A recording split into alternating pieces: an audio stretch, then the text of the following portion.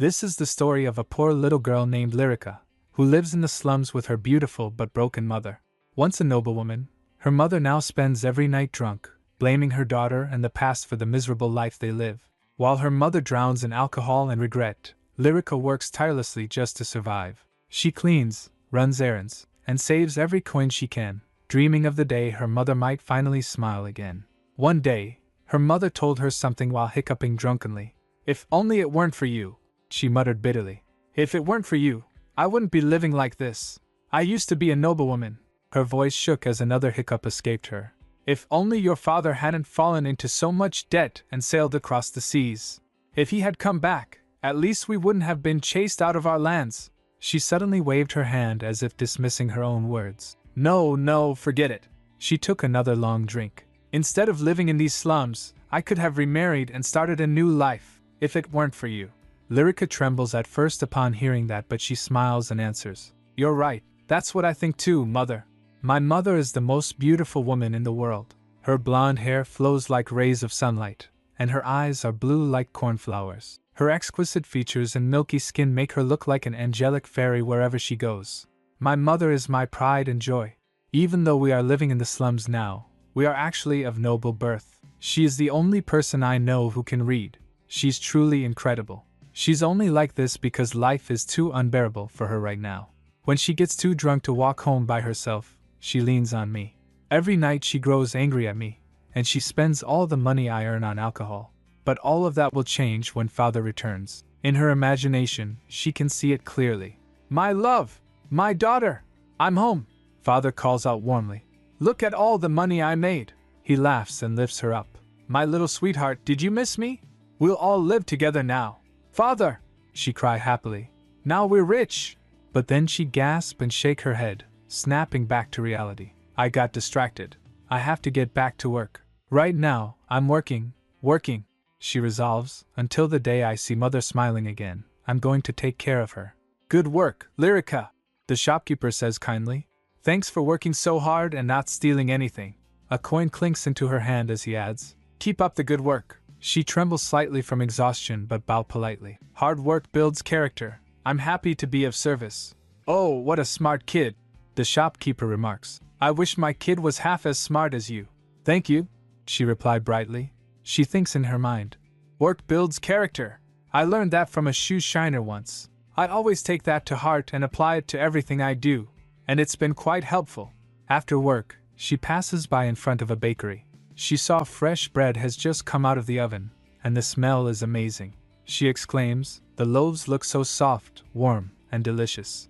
Ah, if only I could take them all home and stuff my face. She imagined the bread calling out to her, eat me, eat me. She thinks, I wish I could have as much bread as I want at least once in my life. With the large bronze coin I earned today, I could buy a whole loaf. But then she remembers something. Last month the landlord came barging in. Your rent is overdue, you. How long are you going to keep mooching off of me? The landlord shouts angrily at her mother. She replies, I have no money to give to a scoundrel like you, so get lost. The landlord gets angry. What did you say, you little? He throws a punch. Lica shouts, Mother, no! She gets in between and went flying to the wall. Blood started dripping from her nose. How dare you hit my little girl? Her mother screams furiously. I should call the authorities. What? The man stammers. She closes her eyes and pretends she can't hear any of it. She thinks, if you play music in your head, you can't hear bad words. In her imagination, musical notes float all around her. She tells herself, let's all speak kindly to one another. Back to present, she thinks. No, we have to pay the rent this month. She say quietly to the baker, I'll take half a loaf, please. Later, she return home and gently push open the door. She calls out, I'm home. The door creaks softly. She saw, Mother is asleep. Good. Tiptoeing across the room, she quietly opened my secret hiding place. How are you, my secret stash? She whispered happily. How have you been, my silver coin? Carefully, she hid the coin she earned today with the others so her mother won't find it. She thinks in her mind, being hopeful, someday, I'm going to buy a chicken with this silver coin, and it will lay eggs. When the chicks grow into chickens, I'll buy a ram. After that, I'll buy a cow, and then a horse. Oh my! I'll be rich! She giggled quietly to herself. Ee. Suddenly, her mother flinches. While sleeping, she gasps and turns. In her sleep, she saw a dream of being burned alive, while she screams in agony. Then we heard sound of a clock ticking and gears turning. Just then her mother opens her eyes with a flash. Ha! Her mother screamed suddenly. No, no, I'm burning! Lyrica jolts and turns to her, flailing and thrashing wildly as if she were caught in flames. No, no! Her terrified shriek filled the room. Help me! Mother! Lyrica rushed toward her in panic. Are you all right? Her mother fell from the bed down. As Lyrica reaches out to her, she grabs her hand and gasps. She gasped for air, her chest rising and falling rapidly. Lyrica looks at her mother and thinks. Her eyes have completely lost focus. A chill ran down her spine as she remembered the warning someone once gave her. Make sure your mother doesn't drink too much. If she does, it will go to her head, and her life will truly be over. No, it can't be, she whispered in horror. Mother! She embraces her mother, crying, Mother! Her mother gasps while asking, Where am I? She saw horror in her mother's eyes. Her gaze landed on her. Lyrica! Yes, Mother! It's me, Lyrica. Can you recognize me? She asked anxiously. We're at home right now. Do you remember? You're alive, her mother interrupted softly. You're alive. You're younger now. No, wait. Lyrica gets confused. Huh? Lyrica, her mother asked urgently, grabbing her shoulders. How old are you right now? She replies. I'm 8 years old, she cried out. That's impossible. Her heart dropped. Mother's mind has broken. Her mother staggers while walking towards the window. What is happening? She muttered to herself, looking outside. This can't be. We live in the slums? Impossible. This is, my God. No, Mother is fine, Lyrica quickly said to herself, trying to stay calm. She just had a bad dream. Her mother again said, Oh my God. Lyrica thinks, she's too upset right now. She might hit me if I go near her. I should wait until she calms down. Then her mother turns and rushes to her. Lyrica backs away, fearing. Mother, you're upset, so please. Before she could finish, her mother lifts up her hand.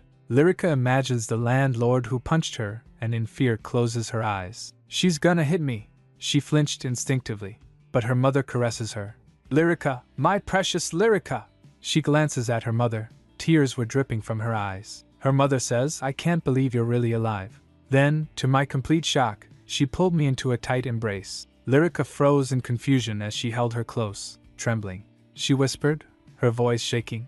You've come back to me. Lyrica wonders. Mother! Her whole body quivered as tears streamed down her face. Her mother sobbed. Mommy is so sorry! Lyrica thinks in shock. What's gotten into Mother? It's all my fault, her mother cried. I was a fool. Mommy was too stupid to know how precious you are. Lyrica thinks, there's no way Mother would ever say something like this to me. She wonders, is this a dream? Her mother says through her tears, I love you, Lyrica. Lyrica was still confused. Huh! Her mother hugs her. Lyrica, my treasure. Lyrica thinks, no, this couldn't be real. If this turned out to be a dream, it would hurt even more when I woke up. Her mother wails. My precious baby, my Lyrica. Lyrica concludes, yes, it had to be a dream. But as she looks at her mother crying, she wonders. A dream. Her mother quivers and trembles while crying. Lyrica wonders. Huh? As she realizes that this is not a dream, she stammers. Tears also came to her eyes. She wails. Mother? She said urgently.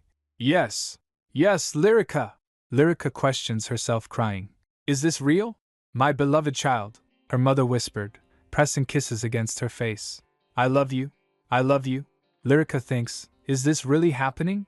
Her mother repeated again and again. I love you. She kept hugging and kissing her, whispering those words over and over. I love you. I love you. I love you. And for the first time in her life, Lyrica realized something. I had never known how good it felt to be in my mother's arms. Later they woke up rubbing their eyes and giggling to each other. But even then, a small fear crept into her heart. What if Mother suddenly changes back again? What if she goes back to her usual self? Lyrica, her mother said suddenly. What day is it today? She stammers. It's April 15th, in the year 485. Her mother's eyes widened. She says, the Imperial Ball. She grabbed her hand tightly. Rika, she said with determination. I must go to the ball and meet the Emperor at all costs. Confused Lyrica asks. What? Let's pause for a moment.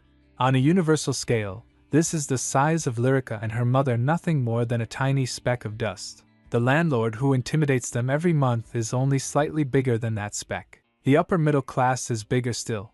A noble stands far above them, towering in comparison, and the high-ranking nobles are even larger than that. But the greatest and highest being of them all is someone so powerful that Lyrica and her mother are nothing more than dust beneath his notice. That being is the emperor. So I must get ready today and attend the ball tomorrow, her mother said firmly. Today is my only chance, Lyrica cried out. But that's nonsense. She trembles as her mother looks at her in shock. She wails, I was wrong to think mother had changed. She questions, how are you going to attend the imperial ball, mother? They'll turn you away at the entrance. And what if the emperor tries to eat your heart? Rumors said that the emperor froze people he disliked solid and killed them. She wonders, mother isn't in her right mind. What do I do? There's bound to be a way for me to get in, she insisted as she stood up. Of course, I can't go dressed like this. I'll have to borrow a suitable dress from the pawn shop. Once I do that, I'll know what to do next. Then she looked at her carefully. So I was wondering, Rika. Lyrica shudders and back away. I don't have any money. Her mother looks at her and says, Rika, please, won't you trust mommy just this once? She hesitated and closes her eyes trembling. She covers her ears and says, I can't hear you. She resolves, you mustn't give her the money. Lyrica Vans, she told herself desperately. Mother has no idea what she's talking about. There's no way she'll get into the ball. And that money is for this month's rent that I'll have to pay soon. I don't want the landlord to hit me again. Her mother stares quietly, then says, All right, Rika, it's fine if you don't want to. But please remember this. She looked at her with an expression she had never seen before. I'm going to do my best for you, Rika. Of course, I know you can be happy without these things, but this is just what I want for you. Lyrica wondered. These things? Her mother says. I just want you to know that I'll do my best for you in my own way. Understand? Lyrica nods. Then she smiled faintly and pulls Lyrica in her embrace. All right then. Let's go to bed early tonight. But Lyrica quickly gets up and went to the table. She brought the bread to her mother and says, Mother, have some of this. I've already eaten, so I'm fine. Her mother looks at her.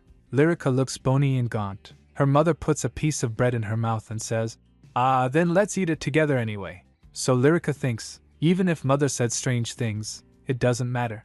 She has changed so much, and she's made me so happy. She fell asleep in her mother's embrace. The next day, she continued working. Someone asked, Are you sure you should be giving work to a kid from the slums? Another person replied, There's no one better than her. She was scrubbing and wiping the glasses. Earlier when she woke up, her mother was gone. She called, Mother? There was no answer. She rubbed her eyes wondering, where did she go? The room was empty. Her heart dropped. She went to her secret stash calling Mother, Mother. But everything was gone. Let's go to bed early tonight, she had said. My money. My silver coin! Just then someone nearby shouted as I stumbled. Hey, you better be careful. That's something you could never afford, she stammered. I'm sorry. Tears filled her eyes. My silver coins, my chicks, my chicken, my goat, my cow, and my horse. All the dreams she had built with those coins were gone. Goodbye. She cried, Mother, how could you? That was the first time she ever resented her mother. With no money left, she had to keep working without rest. That day she didn't even want to go home anymore, so she wandered the streets instead. She plopped down at a corner. She slumped to the ground and thinks, Once, I used to imagine Father returning. My love, my daughter, I'm home. Look at all the money I made. But now, I won't be able to even look forward to seeing Father again like I used to. As she sat there, exhausted, she heard someone's steps approaching.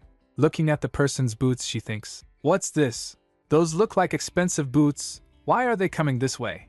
She prayed silently. Please go away and leave me alone. The footsteps stopped in front of me. Are you Miss Lyrica Vans? She looked up in shock. Well, the man said politely, reaching out his hand. I've come to escort you to the palace. And at that moment, she had no idea that her fate would completely change that day. She recalled it wasn't the first time she had met a wealthy-looking man. Once while walking, a man called, Hey girl! He throws a coin to her. Take this and get yourself a nice meal. She realized, the man standing in front of her now looked even wealthier than that gentleman. You weren't at home, he said calmly. So I've been looking all over for you. What? She stared at him in shock. Who are you? She thinks, just by looking at him, I can tell he is different. His clothing is fine and elegant, and his posture is perfectly upright. He looked like someone who had never needed to bow down to anyone in his life. "Wait," she said anxiously. "Is Mother in trouble?" "No," the man replied. "Your mother asked me to bring you to her, Miss Lica. You should let her explain everything herself. I'm only here as a messenger."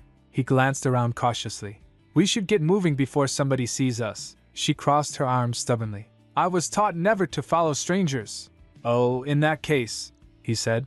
"My name is Wolf. We're not strangers anymore, right?" She shot back. "Yeah, right," he sighed. "I guess that didn't work." Then his expression turned serious. "To be honest, your mother is in critical condition, Miss Lica." Her heart dropped. "What?" he adds. "She was in an accident and asked me to bring you to her. She's desperately waiting for you." In her mind, she could almost hear Mother calling out to her. "Lica, if only I can see you again, before the last leaf falls." She gasped. "Oh no! Mother!" She rushes away while Lauv leads the way. While in her mind she thinks, was Mother in an accident? Did she get hurt while trying to force her way into the Imperial Ball? "This way," the man said, leading me forward. But I had prayed for her safety and well-being. We had even managed to survive in the slums without too much hardship. How could something like this happen? The door creaked as she approached. "Mother, I'm coming!" she cried, rushing forward. "Your little girl Lica is coming for you." She hops on the carriage as Lauv gently pushes her. The door slammed shut. She shouted, "We must leave at once!" But before she could react, he knocked sharply on the door. "Miss Lica," he said calmly, "you really shouldn't be so gullible."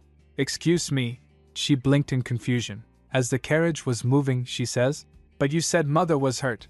"No," he replied casually. "Your mother is fine and healthy." She remains silent. He calls out, "Miss Lica?" Slowly she began. She cursed him non-stop. His ears bleed. When the carriage stopped, his eardrums were already burnt. As the door opened, she was trembling but ready to attack. She bared her teeth like a cornered animal. Lauv thinks, "We have to go, but if I try to get her out by force, she might try to claw at me. It's fine if she claws at me, but if she hurts herself from being too weak..." "Liar! Kidnapper!" she shouted angrily. "Get away from me!" Seeing her, he thinks she looks like a kitten. She yells, "If you lay a finger on me..."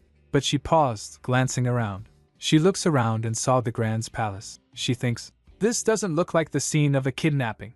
This is the Imperial Villa," he explained. "It's a small palace connected to the Imperial Palace. Now, are you ready to get out?" As she reaches out, she hisses. Just then someone called out, "Lica?" She froze. She gets down from the carriage and saw her mother in a wonderful dress. "Mother!"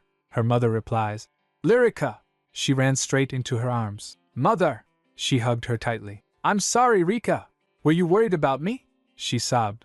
I'm really mad at you this time." "I know," she said softly. "I shouldn't have done that. It's all my fault," she whines. "Humph, but I couldn't think of any other way," she admitted. "Will you forgive me?" She kissed her forehead gently. "Okay," Lica sniffled. "But I still don't know what all of this is about." "Then let's go inside," her mother said with a smile. "I'll explain everything." She turns to Lauv. "Thank you for bringing my daughter," he replied politely. "Don't mention it, Lady Lydia." Lica also waved at him. As Lauv bowed, Lica thinks to herself in shock. "That grown man just bowed to me." Her mother asks, "What's wrong?" As she was wiping her, Lica asks, "Are you sure we're allowed to be here in a place this incredible?" Her mother replies, "Yes, don't worry." She wonders, really, what in the world had happened to Mother? "You see," her mother said calmly, "Mommy attended the Imperial Ball." Lica asks, "Really?" Her mother replies, "Yes, really. And that's where I met the Emperor." "Why, you met the Emperor?" she gasped. "But," according to the rumors I had heard, high nobles were born with special powers, but the Emperor was something even more terrifying. People said he ate the hearts of children and froze anyone he disliked to death. So be careful, unless you want to get your heart eaten. Her mother giggled softly. "It'll be all right," she said. "His Majesty is a reasonable man." Lica wonders, really? Does being reasonable have anything to do with being terrifying? Her mother gently puts shoes on her feet. "How soft," she murmured. Lica exclaims, "They're as soft as delicate petals." Then they went to another room, where her mother smears jam on a bread and shoves it to her mouth. As she was gulping down a drink, her mother smiles. She says, "So, Mommy is going to marry His Majesty in 2 days." Hearing that, Lica blurts out the drink in shock. Lyrica stammered in disbelief. You're going to marry His Majesty? Her mother replied calmly. Yes, but it's not going to be a normal marriage. She leaned closer to her and whispered, Recca, I'm going to tell you a little secret.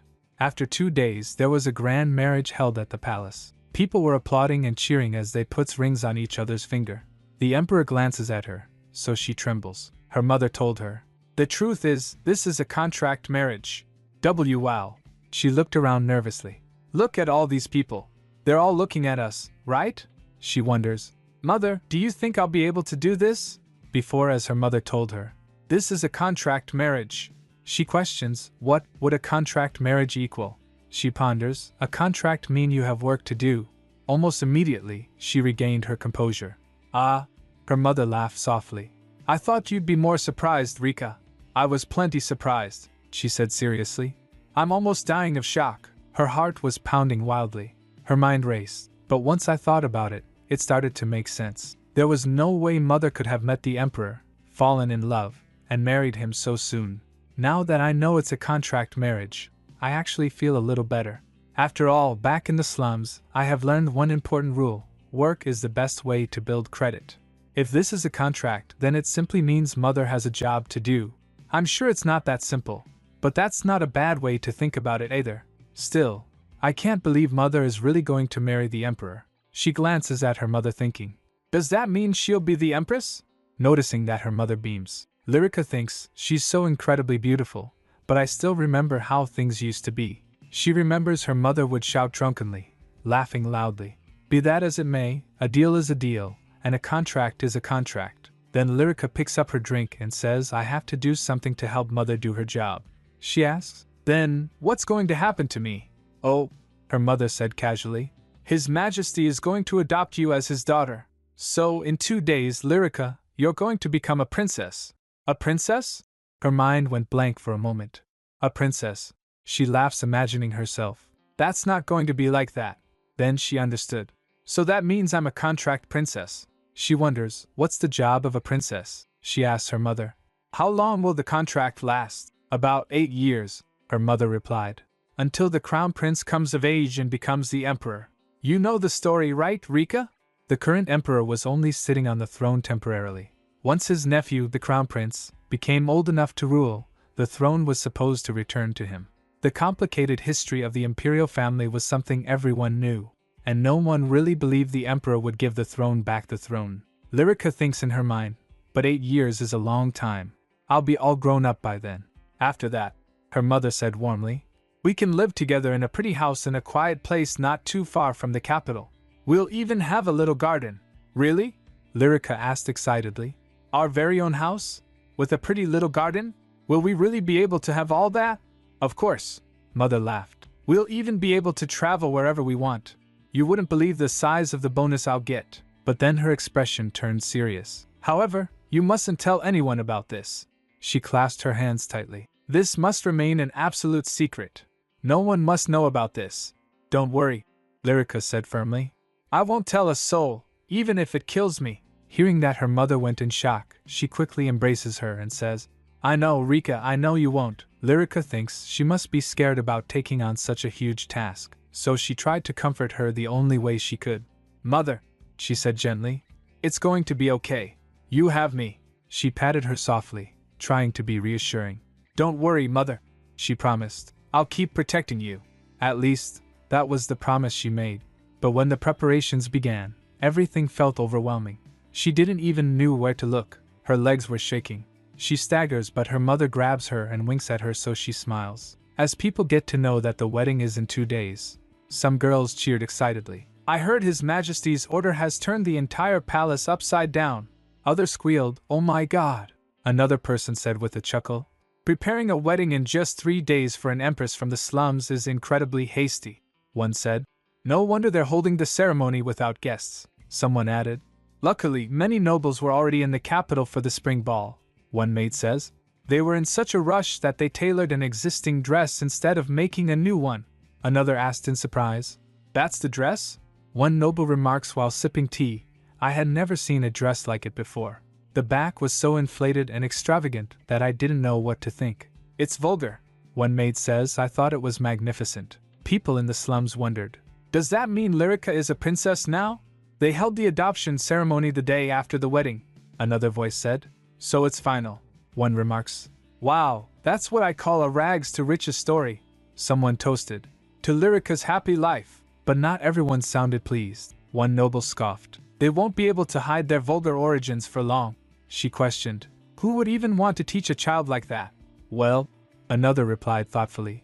They say the princess's etiquette tutor will receive a pass to enter the Sun Palace. People were in shock. What? One explains. That privilege is only given to high-ranking nobles or aristocrats. Anyone can enter the Sky Palace, but not the Sun Palace. That's where His Majesty resides. Elsewhere, anger simmered among powerful nobles. I told him to choose an empress from our family, someone snapped bitterly. Yet he dared to marry that vulgar woman and bring her filthy child into the palace? She sneers. How could he give those peasants the talker name? While the other person's head was down to the ground, many other nobles complains. The empress was supposed to be chosen from our family, but others had a different opinion. One says, however, you must admit the empress is remarkably beautiful. Oh yes, most definitely, another agreed. There's no doubt about it. With a face like that, there's no competition. She deserves to be empress. And she certainly carries herself well. Lyrica, the princess, someone murmured thoughtfully. I'd like to meet this daughter of the overnight empress and see how incredible she really is. Well, in any case, the noble said with a smirk, I'm looking forward to seeing how things work out for the new empress and princess. Later in the imperial palace, a maid calls out, Princess Lyrica, your highness. Lyrica turns to her stammers. No, Princess Lyrica, the attendant repeated respectfully. Her Majesty will be able to see you today, she thought finally. After that whirlwind of a wedding, I received my new name the very next day. I had to give up the surname Vance. Instead, I was given the name of the imperial family, Lyrica Nara Talker. As a princess, there were only 3 people in the entire empire I had to bow to, His Majesty the Emperor, the Empress, and the Crown Prince. They said I now held an incredibly high rank and status, but I still couldn't believe it. Everything had happened so quickly like lightning, and because I had suddenly become a princess, I now had to take etiquette lessons. That meant studying, and studying, and studying. Because of my busy schedule, I only had a little free time in the mornings, but every time I went to see Mother, the attendants informed her, Her Majesty is sleeping. Her Majesty is tired and resting. Lyrica sighs and thinks, I haven't been able to see Mother at all since the wedding. She walks cheerfully, but today's the day. I can finally see the world's most beautiful and elegant mother. Her heart pounded loudly as she approached, but as the door opens she froze. Her hopes were shattered when she saw her mother, who was looking gaunt and exhausted. She froze in shock. Her mother calls out, Lyrica, her breath caught in her throat. Why did Mother look so thin? Mother, you look really skinny, she said worriedly. Are you all right? She replied with a faint smile. Of course, I'm fine. She stared at her uncertainly. I heard you've been taking etiquette lessons, she continued gently. I hope it isn't too hard. Yes, she answered. Madame Gwendolen has been tutoring me. She said I'm doing a pretty good job overall. Madame Gwendolen remarks were, I was worried because of where she's from, but she's focused, well-mannered, and not at all a brash speaker. In fact, a student this eager to learn is all a teacher could ever ask for. Then she hesitated slightly. But her curtsy. Let's skip learning that for now, she told her mother. Madam says my curtsy is a little too spirited. Her mother laughed softly. Well, I think it's cute. But as she swayed slightly, her worry returned. Mother, are you sure you're okay? You look so tired. Have you been sleeping well at night? She murmured. At night? Hell ho ho. Then she gave a small, exhausted laugh, and said with a serious face, Of course, not. Lyrica protested. No, you have to get more sleep. Don't worry, she said reassuringly. I'll be fine. As she walked away, the sound of closing door echoed down the hall. Outside she said aloud, I wonder why Mother is so tired. Well, a pair of maids whispered nearby, giggling and snickering. That's because His Majesty won't leave her alone at night. Lyrica felt chills. She turns to them and questions, His Majesty is to blame? Yes, of course, they giggled. But don't say you heard it from us. She stood there stunned. She thinks, has the Emperor been bothering my mother every night? He really is a terrifying man. Could he be hitting her and hurting her too? Her imagination immediately ran wild with horrible scenarios. I have to do something, she thought desperately. But what can I do? Think, Lyrica Narataka. Think. She still wasn't used to her new name, but suddenly an idea struck her. Yes, that's it. Excuse me, she said to the attendants. May I request an audience with His Majesty? Her heart pounded nervously. The attendant replies, Yes, Your Majesty. After saying that, the attendant went in to ask. Meanwhile, her heart pounded aloud as she could hear it. The attendant came back and says, His Majesty says he will see you, as long as it's quick. She cheered up a little. It worked. You don't have time to tidy yourself, the attendant added. Please come this way. She started walking, stomping. Okay, let's go, she said to herself. It's going to be okay, Lyrica. It'll be okay. Soon they arrived outside a large door. The guard announced, Princess Lyrica is here to see you, Your Majesty. As the door opened, she quickly reminded herself of the rules Madame Gwendolen taught. When you have an audience with His Majesty, until you bow to him, you mustn't look at him. There are only 3 people you must bow to, the Emperor, the Empress, and the Crown Prince. You are subordinate to only those 3. That meant she had to curtsy to the Emperor. There were 2 other figures besides the Emperor present. They turns to her. She stiffly bowed. The Emperor asked, What is it? She flinches and tried to speak, but words got caught in her mouth. Feeling embarrassed, she stammers. I came to ask for a favor, Your Majesty, he says. Speak. She gulps, thinking, Don't be scared. You can do it. Be admirable, Lyrica. Be brave. She blurted out. Please, stop bothering Mother every night. Her voice echoed. The other persons present there tried to stop themselves but couldn't. They laughed upon hearing that. The Emperor slams his hand on the table and rises up from his place. He looks at her confused. Huh! Tears came to her eyes. While sniffling, she says, Mother hasn't been able to wake up in the mornings. She continued nervously in tears. I think she hasn't been able to sleep much at night. It's too hard on her, so please. The figures present besides the Emperor were almost weeping, trying to control their laughter. She wails, So please stop bothering her. Wait, the Emperor started to say. But your mother actually enjoy. His subordinates present there interrupts him by coughing. Ahem! Another coughed loudly. HRRM! The Emperor stopped. Lyrica blinked in confusion. Why are they all coughing? She thinks maybe coughing is some kind of etiquette rule when the Emperor is speaking, and I just haven't learned about it yet. She questions herself. Is that right, Madame Gwendolen? So she coughs slightly. The Emperor's subordinates burst out laughing, slamming his hand on the table. Pwahahaha! Lyrica panicked. Did I do something wrong? Ahem. One of the men steps up and said, That fool isn't teasing you, so don't worry, brave princess. He added, kneeling down to her. His Majesty will not be bothering the Empress anymore. The Emperor interjected. Hey! He turns to the Emperor and asks, Isn't that right? The Emperor replies, All right. Lyrica cheered up and shouts, Thank you, Your Majesty. Then she finally looked around and noticed the other me. She wonders, by the way, who are these people? One of them introduced himself. I am Lat Sandar, the Chancellor. And this, he said, gesturing to the other man, is Tan Wolf. Just call me Tan, the man said easily. The Chancellor adds, He's the captain of the Imperial Guard, and the bane of the Empire. The Prime Minister and the Imperial Guard, she gasped internally. They're both very important people, Tan says. You being the Chancellor is the real bane of the Empire. Lat shot back. Repeating what I said is your comeback? How pathetic, Tan asks. What? Feeling awkward, she bowed quickly. Then, I should get going now. The problem is solved, she thought. So I probably shouldn't stay here. Just then the Emperor asked, Why? She froze. The Emperor said, Come here. She asked, Pardon me? He gestures with his hand. I said come here. He glares, saying, I won't bite. She thinks, a contract princess must build her credit. She stiffly walks to him. He gently lifts her up and placed her on his lap. She gets shocked. He asked, Are you a candy wrapper? Your clothes rustle like one, and you're as light as a feather. Your mother seemed to adore you, but she must have been starving you. She did not starve me, she protested immediately. Don't mock my mother. Then why are you so light? He said lazily. I could flick you with one finger and you'd fall over. See? Like this. He was about to, so she said. But my body is very strong. He flicked on her forehead. She went flying and fell down head on the ground. Her words echoed in the room. My body is strong, strong. She screamed internally. She didn't starve me.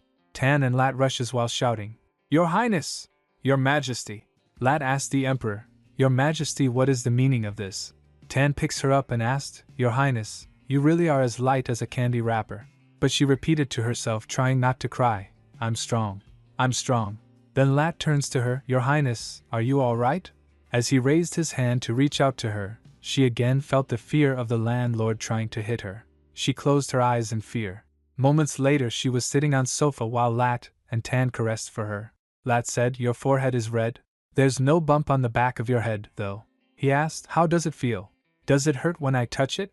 Lyrica wasn't able to handle the overwhelming affection from all of them. She sniffs and says, "I'm fine." Both Lat and Tan glares at the Emperor, "Your Majesty." He countered, "She said she was strong. I bet Otto would have been fine." The Crown Prince. Lat replies, "The Crown Prince is a boy, and he's a talker." The Emperor sighed awkwardly. "Sorry, I've never had a daughter before."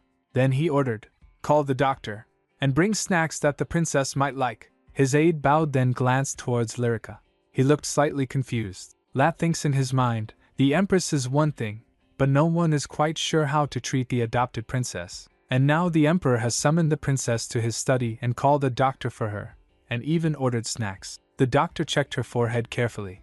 "Did you hit your head on something? This ointment should help with swelling." He quietly observed the scene. He thought, the three main powers of the empire are all taking care of this one girl. Lat realized, I'm sure what he's thinking. It looks like the princess's life in the palace is going to change. After all, the emperor's favor was the most powerful protection anyone could have in the imperial palace. Soon snacks were placed in front of her. She asked, "Won't you have some with me?" "No thanks," they replied. "It's all for you, your highness, so please enjoy." Lyrica thinks in her mind, just last week, I had been staring longingly at a loaf of bread in a bakery. Now she drips the snack in chocolate jam and carefully puts it in her mouth. She took a bite. Her eyes widened. Seeing her stunned and happy, everyone felt relieved. She shakes and flail excitedly. As she was eating, Lat chuckled quietly. "I still think it's low of you to escape the situation by giving her delicious food," he said to the emperor. "But at least it worked." Honestly, the emperor thought, I had completely forgotten about my daughter before today. But now, I don't think I'll be able to forget her. Meanwhile, Lyrica gulped down the drink thinking, I never knew anything could taste like this. The emperor watched thoughtfully. Who else could make such an unforgettable entrance? She recalled her saying, "Please stop bothering my mother." He felt a strange chill. And I thought she didn't take after her mother at first. But now he saw it clearly. She has her mother's eyes that stare right into my soul. He watched her carefully. Finally, she stood up and bowed. I'll be going now." "Oh, your highness," the chancellor said suddenly. "Before you leave, I'd like to ask you a question." She paused. He asked, "Who told you that the empress was being bothered every night?" He leaned forward slightly. "Was it, perhaps, the empress herself?" Lat looked at her carefully, and a sudden thought crossed her mind. "They don't think I'm here because mother sent me, do they?" "What?" she blurted out nervously. No, I'm here on my own," he asked calmly. "Then who told you that?" She mumbled, unable to explain properly. "Well, just because. I understand," Lat replied after a moment. "Then let me ask you another question. How do you like living in the palace?" She answered quickly. "I've been working very hard to adjust," he said thoughtfully. "I see." Then he turned to the emperor. "Your Majesty, how about we assign Bryn's soul as her highness's personal maid?" The emperor replied. "All right," Lat remarks. "Splendid." Lyrica observed, Lat seems very serene, but he might not be a good person. There are few good people in high positions of power. People of high status are often firm, and sometimes very cold. Wouldn't Lat be like that too, since he's the chancellor? Tan Wolf said suddenly. "Then I'll escort the princess back to her chambers." "It's all right," she protested quickly. "I can go by myself." "No, we can't have that," Tan replied with a grin. "A princess must always travel with an escort. We could send a servant with you, but I'd like the honor today. You'll let me play hooky for a bit, won't you, your highness?" She hesitates. "Oh." Before she could react, he suddenly lifted her. She squeaked in panic. Yikes! What's happening?" She flailed helplessly on his back, mortified. She thinks, thank goodness I'm wearing layers of underpants and petticoats. "I'm already 8 years old though. I'm all grown up," she nervously said. "Sir Wolf," he said easily. "You can just call me Tan." Then he turned to a servant. You there. Guide me to the princess's chambers. She trembled slightly as they moved through the palace halls. Ten instructed her. A talker never uses honorifics to refer to anyone, unless they're part of their own family. The servants nearby all looked shocked. Lyrica thinks, everyone looks so surprised. This is so embarrassing. Is this even allowed? Then another thought hit her. No, wait, is this okay for a princess? Then she resolves and said to herself, You're a princess now, Lyrica. You should start acting like one. From trembling and quivering to trying to compose herself, she cleared her throat. Then she gets straight and regally while Tan chuckles. She asked, Then, Tan, if you're from House Wolf, do you know Lauv? She suddenly froze. Oh, I stopped using honorifics. All right. Oh, Tan replied casually. He's a member of my family. Probably a distant cousin, she said. I see. Well, please tell him I'm sorry for all the harsh things I said. Tan repeated with amusement. Harsh things? He puts her down at her chambers, she said. When he brought me to the palace, I thought he was kidnapping me, so… Tan burst out laughing. Ha! Whatever you said, Your Highness, I'm sure it couldn't have been that harsh. But I'll pass the message along. Tan only laughed harder and left. Eventually, we reached my chambers. Bye-bye, she said cheerfully. After he left, she wobbled slightly on her feet. She plops on her bed and took a sigh. Wow, what a long morning. I'm so tired. I should rest a little before my etiquette lesson. She flopped onto the bed, thinking about everything that had happened. That fried bread and chocolate were so delicious. I didn't expect that dark drink to taste so good either. Then she wandered toward the window and realized, I didn't know this part of the palace had such a beautiful view of the garden. Suddenly someone knocks at the door. May I come in? She gets surprised. Ha! The door opened, and a woman stepped inside, bowing politely. Princess Lyrica, I am Bryn Sol. I will be your personal maid from today onward. It's a pleasure to meet you. Lyrica looks at her in confusion for a moment. Ha! Then she remembered what Lat had said earlier. Why don't we assign Bryn Sol as Her Highness's personal maid? Oh, she said quickly. It's a pleasure to meet you too. Bryn smiled warmly. Your Highness, His Majesty has ordered that you move to a different chamber. What? Don't worry, she continued calmly. The servants will move all of your belongings. In her other room she stared in shock. This is your new room. Bryn gestured around proudly. Over there is the balcony, and this is the living room. Do you see the sitting area over there? Lyrica exclaims. Wow, Bryn guided her. This is the guest room, the dressing room, another sitting area, and this is your bedchamber. The adjoining room is… Lyrica was in awe. Whoa, do you like your new room? Bryn asked gently. It's much closer to the Empress's bedchamber. Really? Yes. I love it, she exclaimed excitedly. I can see the entire garden from the window.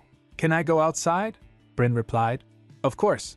From the balcony Lyrica can see the whole garden. She exclaims, Wow, Bryn said with a smile. I'm glad you like it, Your Highness, she then added. This room is called the White Dragon Chamber. Lyrica repeats. The White Dragon? Bryn explains. Yes. Did you know that the founding emperor of Taka was said to be a dragon? In the Sun Palace, all chambers belonging to members of the imperial family are named after dragons. Just so you know, the crown prince resides in the Black Dragon Chamber. She wondered. That room next door? She wondered briefly about her old room. What was the name of the room I had before? She thinks. Bryn might get flustered if I asked, and somehow she doubted it had a grand name like a dragon chamber. And the Silver Dragon Chamber is always reserved for the Empress. Bryn continued. It's just one flight of stairs up. She rushed up the stairs. As the door opens she lunges towards her mother. Her mother called out. Rika, she says. Mother! She pulled her into a tight hug. Her mother said, My sweetheart, come to mommy. They both giggled, hugging each other warmly. Lyrica thinks in her mind, now that the Emperor has promised to leave Mother alone, I should be able to see her every morning. There's nothing more to worry about. Rika, her mother said gently, looking at her. I heard you went to see His Majesty, she asked, startled. How did you know? She replied. His Majesty came by to see me. Mother held her shoulders gently and looked at her with concern. Rika, thank you for worrying about me, she said softly. But you don't need to put yourself at risk like that. I was so shocked when I heard what happened. But I did it for you, Mother, she thought earnestly. And His Majesty wasn't as scary as I thought. I know you did it because you were worried about me, Rika, she said, her voice warm but serious. But I'm saying this because I'm worried about you. You mustn't go see His Majesty like that again. Okay? She leaned down and pressed a small kiss on her forehead. Still, Lyrica added thoughtfully, I don't think His Majesty is a bad person. Her mother suddenly grabbed her shoulders firmly. She said, That's exactly why he's dangerous. Just because he was kind to you and showed you a little affection doesn't mean you should trust him. Is that clear? She looked at her gravely. His Majesty is fully capable of slitting your throat with a smile on his face. She swallowed nervously. My throat, Lyrica replied. Understand? Her mother adds. I'm not trying to scare you, but it's better to be safe than sorry. Then her expression softened again. She changed the subject. Well, what shall we do now? Would you like to spend the day with me today? You can even sleep in my bed tonight. Really? She brightened. But I have etiquette lessons. Then Birin interjected. I'm sorry to interrupt. My apologies, Your Majesty, the woman said politely. But Madame Gwendolen, Princess Lyrica's etiquette tutor, was told not to come today because Her Highness hurt her forehead. Her mother turned to her. She asked, And who are you? I am Bryn Sol, Your Majesty, the woman replied with a bow. I have been assigned as Princess Lyrica's personal maid. Her mother giggled slightly. So you're from House Sol, heh? Well, that's wonderful. Her mother settled down and thinks proudly. Look at my Lyrica. How could she be so cute and bright? She's claimed her place all on her own. House Sol had served the imperial family of Taka for generations. Serving House Taka was a great source of pride for them. The fact that a direct descendant like Bryn Sol had been assigned to Lyrica meant that they were willing to treat her like a true member of the imperial family. When her mother became the empress, she had replaced the head maid of the imperial palace and taken charge of the household, while Lyrica was still staying in a guest room. However, she hadn't thought she could interfere in matters regarding her maids and tutors. She hadn't even expected the emperor to care about such things. After all, there were many people who were trying to obstruct her, unwilling to accept her as an empress who had appeared overnight. And yet, the emperor had gone out of his way to help. Rika, her mother laughed softly. It's because you're irresistibly cute. You're so adorable that even a dragon has fallen for your charms. She chuckled again. Her mother thinks in her mind. Of course, I won't forgive him if he ever lays a finger on her. Then she suddenly squeezed her cheeks. My baby, how are you so cute? How are you this beautiful, adorable, and lovely? She paused, her eyes filling with emotion. And why didn't I realize this before? She hugged her tightly. Recalling a horrible dream, she hugged her tightly and said, I love you. She trembled while she said that. Lyrica thinks in confusion. Why do mothers sometimes laugh and cry at the same time? Her mother again said, I love you, Lyrica. She said softly, I love you too, mother. Later that day a servant introduced a dress excitedly. The bustle dress Your Majesty wore at the wedding is going to become the next fashion trend, she adds smiling. It's already quite popular among the social elite. Lyrica thinks, but shouldn't a princess's dress look more like this? A crinoline dress. Her mother suddenly leaned down and kissed her cheek again. She whispered, I've become unbelievably happy. Later while walking she said, I love you. At another moment she said, I love you, Lyrica. Again while lying to sleep her mother again said, I love you. Lyrica thinks, I've become so unbelievably happy. So happy, it's almost frightening. I should really listen to mother's advice. But somehow, she found herself sitting in the emperor's study again. She thought, what am I doing back here? That scary man could slit my throat with a smile on his face. Her mother's warning echoed in her mind. Lyrica, you must not go see His Majesty. But the problem was, he had been calling for her every single day. Just then a servant knocks at the door and came with snacks. He said politely, Pardon me, Your Highness. He served her the snacks. Please enjoy some macarons. The next day, have some eclairs. The next, would you like some rose cakes? Again, these are called financiers. Every day, different sweets were brought out for her, and every day, they were unbelievably delicious. Lyrica thinks, I suspected mother and the emperor had argued about it at some point. But His Majesty must have won, because mother had stopped saying much about it lately. That's why I've become somewhat used to this. Maybe a little too used to it. She slumped on her seat. She told herself, quickly straightening her posture. No, act like a princess. Meanwhile, the emperor stared at her thoughtfully. He wondered, Why isn't she growing? Lad asked. What do you mean? I'm talking about the kid, he replied bluntly. She's clearly eating well, so why isn't she growing? Your Majesty, Lad said patiently. It hasn't even been 10 days yet, he seriously said. But Otto grew every day. Do you think she might have some kind of condition? Your Majesty, Lat replied calmly.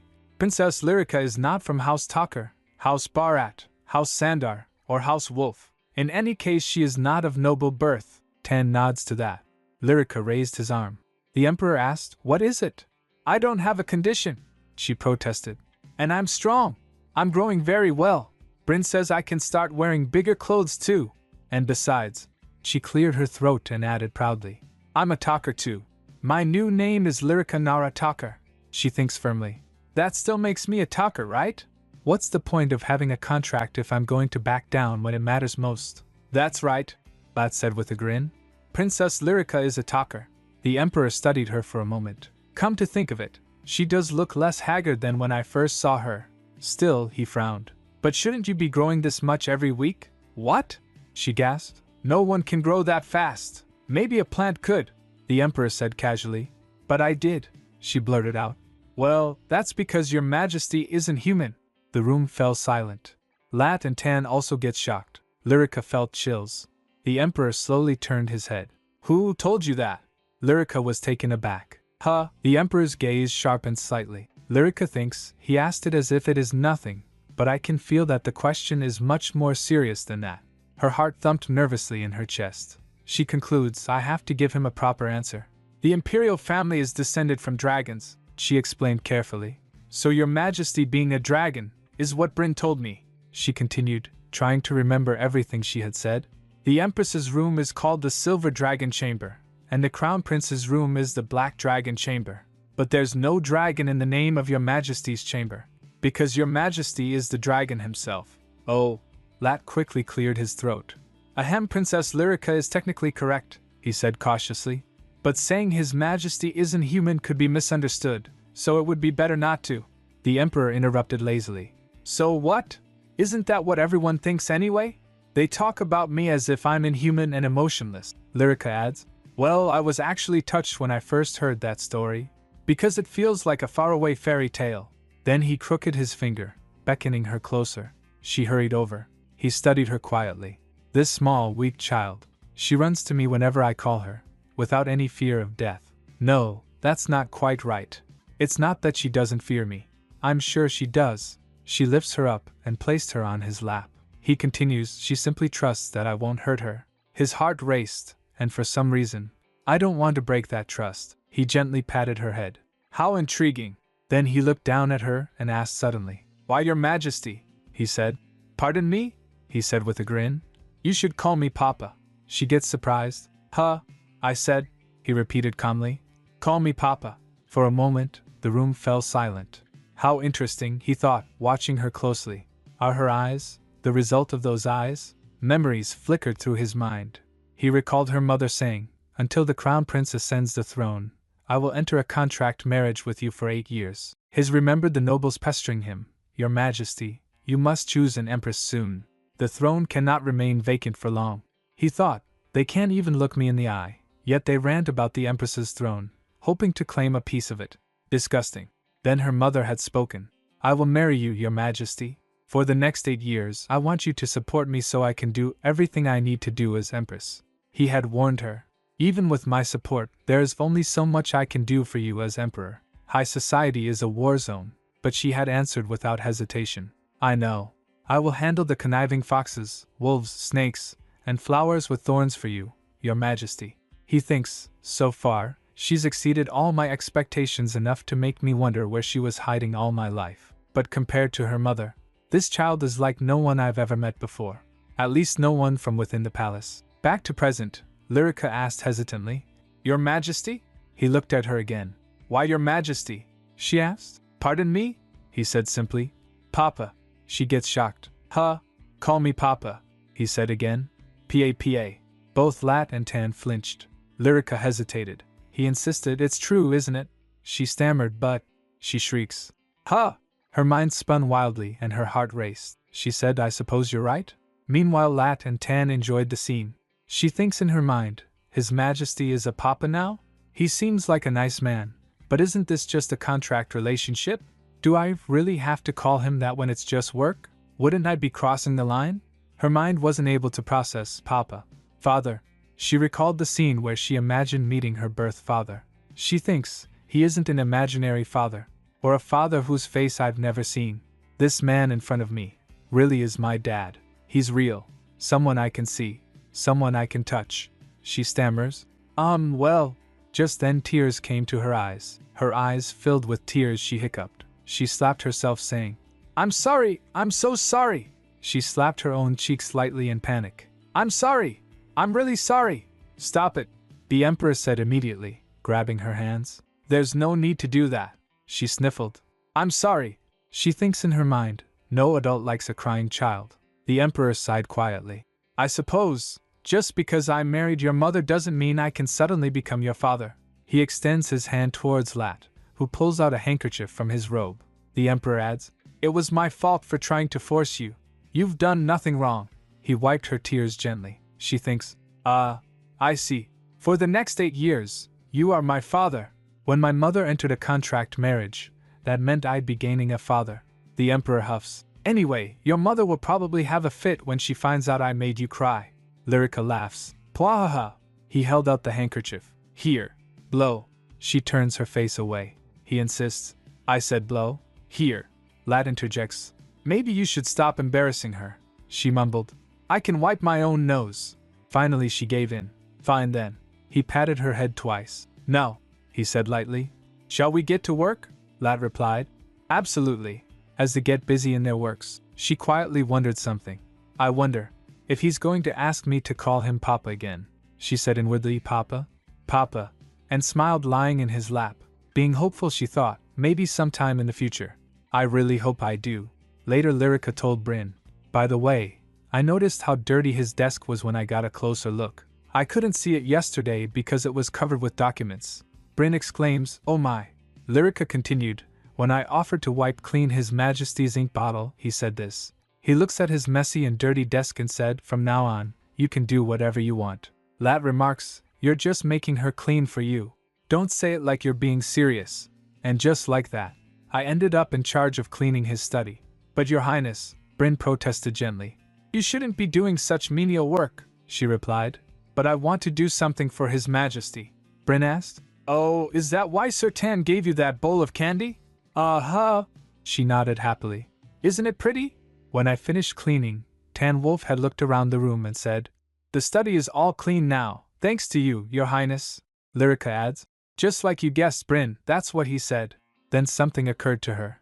But if his family name is Wolf, do you call all knights from House Wolf Sir Wolf too? Well, Bryn explained. Only the head of House Wolf is called Sir Wolf. Lyrica asked. Really? Bryn thinks, in her mind, the Emperor disliked having too many people going in and out of his study, so he only allowed his closest confidants inside. When the palace staff heard that the little princess was going to clean the Emperor's study, most of them laughed and expected her to fail. But she turned out to be more capable than they thought. And she even surprised them when she sorted the trash from the documents. Some twisted and unpleasant people scoffed at her, and said that her roots were finally showing. It seemed like Chancellor Lat was worried at first, though. He muttered, I can't stand seeing the office get any filthier. Then he watched quietly as Lyrica worked. She's more systematic than I thought. He even looked surprised when Lyrica organized the documents too. Then he suddenly asked her, Do you know how to read? Lyrica admitted shyly. Not fully yet, Bryn thinks to herself. How adorable. Just then, as Lyrica was staring at her reflection at the candy bowl, Bryn gets confused. Huh? She asked. Your Highness? She asked nervously. Bryn, do you think I haven't been growing? The Emperor's words echoed in her head. You should grow this much every week. No, Bryn said immediately. You're growing just fine. Did someone say something to you? She leaned closer and whispered quietly in her ear. Upon hearing that, Bryn chuckles and said, That's not true. You're growing perfectly well. They're just the ones who grew too fast. There's a reason they're so strong. Well, they're simply incredibly strong people. Lyrica asked curiously. What's the reason? Bryn chuckled. I told you that His Majesty and House Talker are descendants of dragons, right? She asked. Would you like me to tell you more about the founding of the empire? She said eagerly. Yes. They say that long ago, the people of the world were powerful mages, Bryn began. They could make anything happen with their thoughts. God told them to use their will only for good. But the people didn't listen.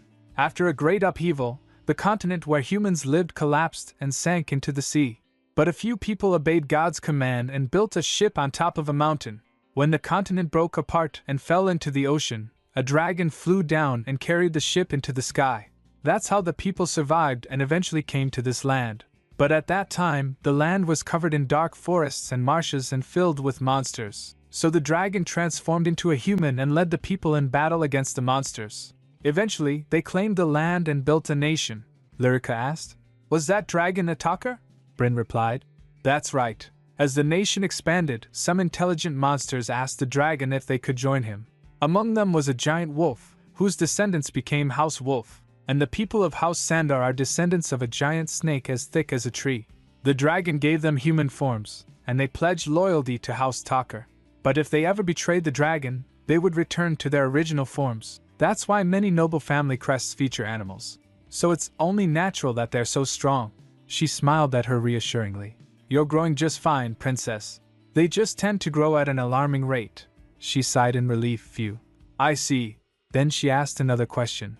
Does your family have a story like that too? Yes, Bryn said proudly.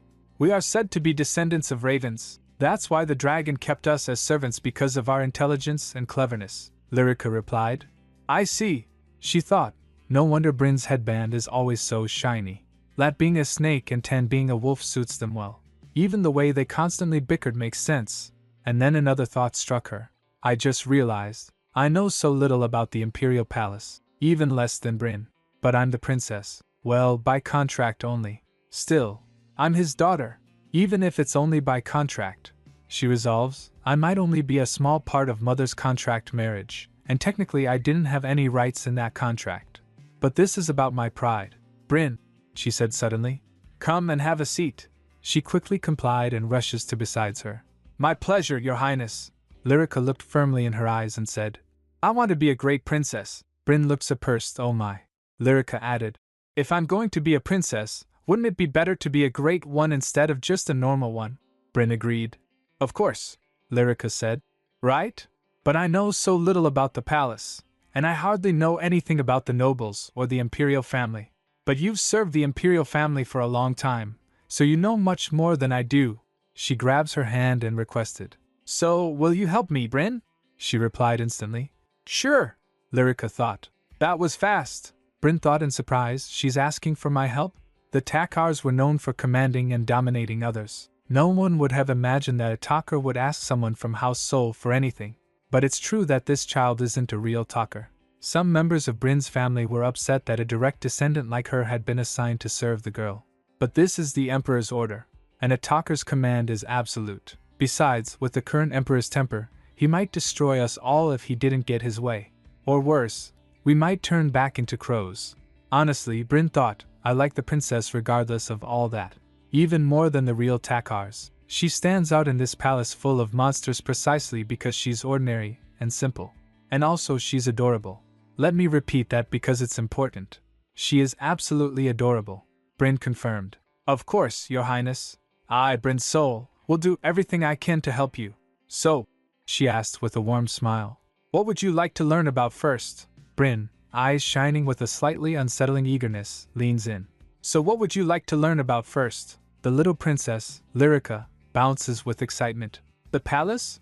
Lyrica, determined, climbs the grand staircase, declaring, this is my home now, so it doesn't make sense that I don't know about its structure, or who lives in it. She's on a mission to familiarize herself with every nook and cranny of the Imperial Palace. First and foremost, I need to have a good idea of the structure and layout of the Imperial Palace. Then I'll be able to move around freely to do my work. Bryn nods. All right. Just leave it to me. Lyrica peers at a massive map spread out on a table. Are there this many rooms? Her tiny finger traces a path. What's this path for? Bryn explains. That's the servants' corridor. That door leads to the servants' quarters. As they entered a room, a startled voice calls out. Your Highness? You're here? Lyrica points to another area. Then what's this? Bryn reveals. It's a secret escape passage. Lyrica asks. Is it supposed to be marked if it's a secret? Bryn smiles. Normally it's not. But I am a soul, she thinks. The history of the Imperial Palace is the history of House Soul. Lyrica thinks. I'm glad I asked Bryn to teach me. At another place she asks. Then what about here? A guard blocks their path. You may not pass this point. Lyrica is surprised. Huh, but… The guard is firm. This place isn't open to just anyone. Bryn flinches, but Lyrica calmly says, why yes, I understand. Let's go, Bryn. Come on. Later, seated on a swing, Bryn told. That place was off limits, but besides that, it's hard to look around this vast palace, isn't it? Lyrica replies, yes it is. And I'm starting to get used to having people bow to me wherever I go. Then, a refined voice interrupts her thoughts. Your Highness, it's Lat, carrying books and scrolls. He asks. You look busy, Your Highness. Lyrica explains. I'm walking around the palace to get familiar with its layout. It's my home now, so I thought I should know. Lat smiles. You're absolutely right. He pauses, then asks, was there anywhere you couldn't go? Lyrica exclaims. Oh, yes, there was a place that was guarded by soldiers. Lat chuckles. Oh dear. Then, Your Highness. Lyrica, suddenly nervous, thinks, something feels scary. Lat leans in. If you go to the Imperial Guard quarters, you'll find Ten there. Tell him what happened and ask for a guard to escort you. Brine chuckles. Oh my, what a great idea. Lyrica, hopeful, says. So, the Imperial Guard quarters. Lat confirms. Lyrica gets pumped. All right. Lat smiles. Your Highness, what is your surname? Lyrica replies. Talker. Lat tells her. Don't forget that. After she left, he remarks. And gaining the help of House Soul is quite impressive. Lyrica and Bryn arrive at the Imperial Guard quarters to find a chaotic training session underway. Lyrica thinks. Everyone is in groups except for that man. She wonders. Is that Sir Lauv? The guard shouts excitedly after seeing her. Hello, Your Highness! A gaggle of guards surrounds her. She's so tiny. And cute. She's so small. She's adorable. Can we help you with anything? Lyrica, overwhelmed, says. It's nice to meet you all too. She gets overwhelmed. They're all huge. Then a voice bursts, opens the door through the crowd. He says, Princess Lyrica? What are you doing here? One of his subordinates cries out. Captain, please! The documents! Lyrica turns to him. I came to tell you something. I just ran into a lot. She glances nervously at the guards. Should I really say this in front of so many people? Tan quickly lifts her up, saying, Excuse me for a second, he says. There, you can whisper it in my ear now, so… Then he turns towards Bryn and says, Your maid, over there, can put her knife away. As she looks towards Bryn, she was ready with her blade to strike Tan. He adds, Taking that out in the middle of a pack of wolves will kill you, you know. Lyrica quickly tells her, Bryn, I'm fine. Bryn shouts, Please refrain from putting your hands on Her Highness and handling her like that. The captain says, That's why I excused myself in advance. Doing this isn't too much among friends, you know. Lyrica asks, Friends? The captain responds, Are we not? Lyrica replies, No, I'd love to be your friend. The captain smiles, How cute. So tell me what happened. Lyrica whispers, Well, Lyrica thinks, These wolves can hear everything. Then she tells him the story and announces, So I've come to borrow a knight. The captain considers, and with a flash of his eyes he gives a thumbs up. Then I'll go. Just then his subordinate speaks from behind. So Lyrica hesitates, but Tan asks, Is there a problem? Glancing towards him, Lyrica replies, A problem. Tan sternly says to his subordinate, You do know affairs of the imperial family come first, don't you? His subordinate gave in. I'll see you later then. The captain walks away holding Lyrica and laughs. Tan holds Lyrica, she says. I thought you'd say no. He continues to lecture her as they walk with Bryn. Your Highness, how many people did I say you have to bow down to? Lyrica responds. 3. He confirms. That's right. He explains. The Emperor's orders are also called the words of the dragon. The words of the dragon are absolute in the Empire. Even if you put up a scarecrow and call him a talker, all the nobles of the Empire will have to bow down to it. Lyrica thinks. Are His Majesty's orders that important? I've tried to think of doing the same thing as a princess, but I couldn't imagine whatever I say being that important. Tan adds. His Majesty has formally adopted you as his daughter. Lyrica spoke, but internally she says, I'm sure Tan and Bryn have no idea that I'm a temporary contract princess. I'm only an adopted daughter. Tan winks and says, You're the princess that can order the captain of the Imperial Guard around with a twitch of her chin. She gets surprised. 3. So Tan laughs, ha ha ha. Lyrica thinks, Really? Is that how that works? He explains further. The only 4 surviving Takars are the Emperor, the Empress, the Crown Prince, and you, Princess Lyrica. In other words, you are only second in line to the throne, Lyrica replies. But it doesn't matter because the Crown Prince is going to take the throne anyway, right? That's too much for me to wrap my head around, Tan replies. Yes, but what I'm saying is, that's how high your status is. Lyrica marches forward, stomping her feet. Tan hides away and told her, I'll be watching you from the back. He thinks to himself that he's on a stakeout to catch a culprit. As the guard stops her, she asks, Are you not going to let me through? The guard replies firmly, No, you may not enter. Lyrica grits her teeth, clenching her fist. Ugh, no. I have Bryn and Tan behind me. You can do this, Lyrica. She questions, Why can't I go past? The guard states, This is His Majesty's order. Lyrica thinks, Oh, if that's what His Majesty ordered, there's nothing I can do about it, right? She glances back at Bryn. Bryn smirks evilly. Lyrica wonders, Huh. Bryn steps forward. Did His Majesty specifically order that the princess be stopped from passing through here? The guard strains. Arg. He smashes his spear on the ground and announces, She still can't. Bryn guards Lyrica from the guard. Just then Tan shouts from behind, She can't do what? The guard quickly turns towards him. Tan demands, Tell me, what isn't she allowed to do? He gives a sinister smile. The guard shakes from fear. Tan grabs his spear and demands, State your name and rank. The guard nervously replies, John Enders, first ranking officer in the 1st Imperial Guard, sir. Tan, while folding his spears in anger, asks, All right, Enders. So what did you say she isn't allowed to do? The guard stammers. Well, Tan sneers as he continues molding the spear. Oh, I know that even nobles need a special pass to enter the Sun Palace. But does that apply to members of the Imperial family as well? The guard trembles. No, sir. Tan asks, Do you not recognize her maid? The guard whimpers. I didn't, sir. Tan questions again. Don't you know that only members of the Imperial family have personal maids? Have you not learned the basics? He replies, trembling, No, sir. Tan folds his spear into a ball shape and shoves it into the guard chest. Go and bring me your superior. Enders stumbles and wobbles while leaving.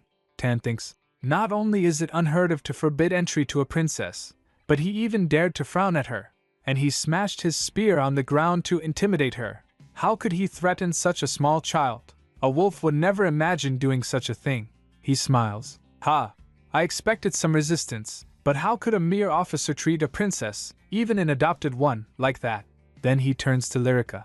Now you may go as you please, Your Highness, he says internally. There's no need for her to see what I'm about to do next. He started walking, saying, I'll take care of it from here. Just then Lyrica calls out, Are you sure you'll be all right on your own?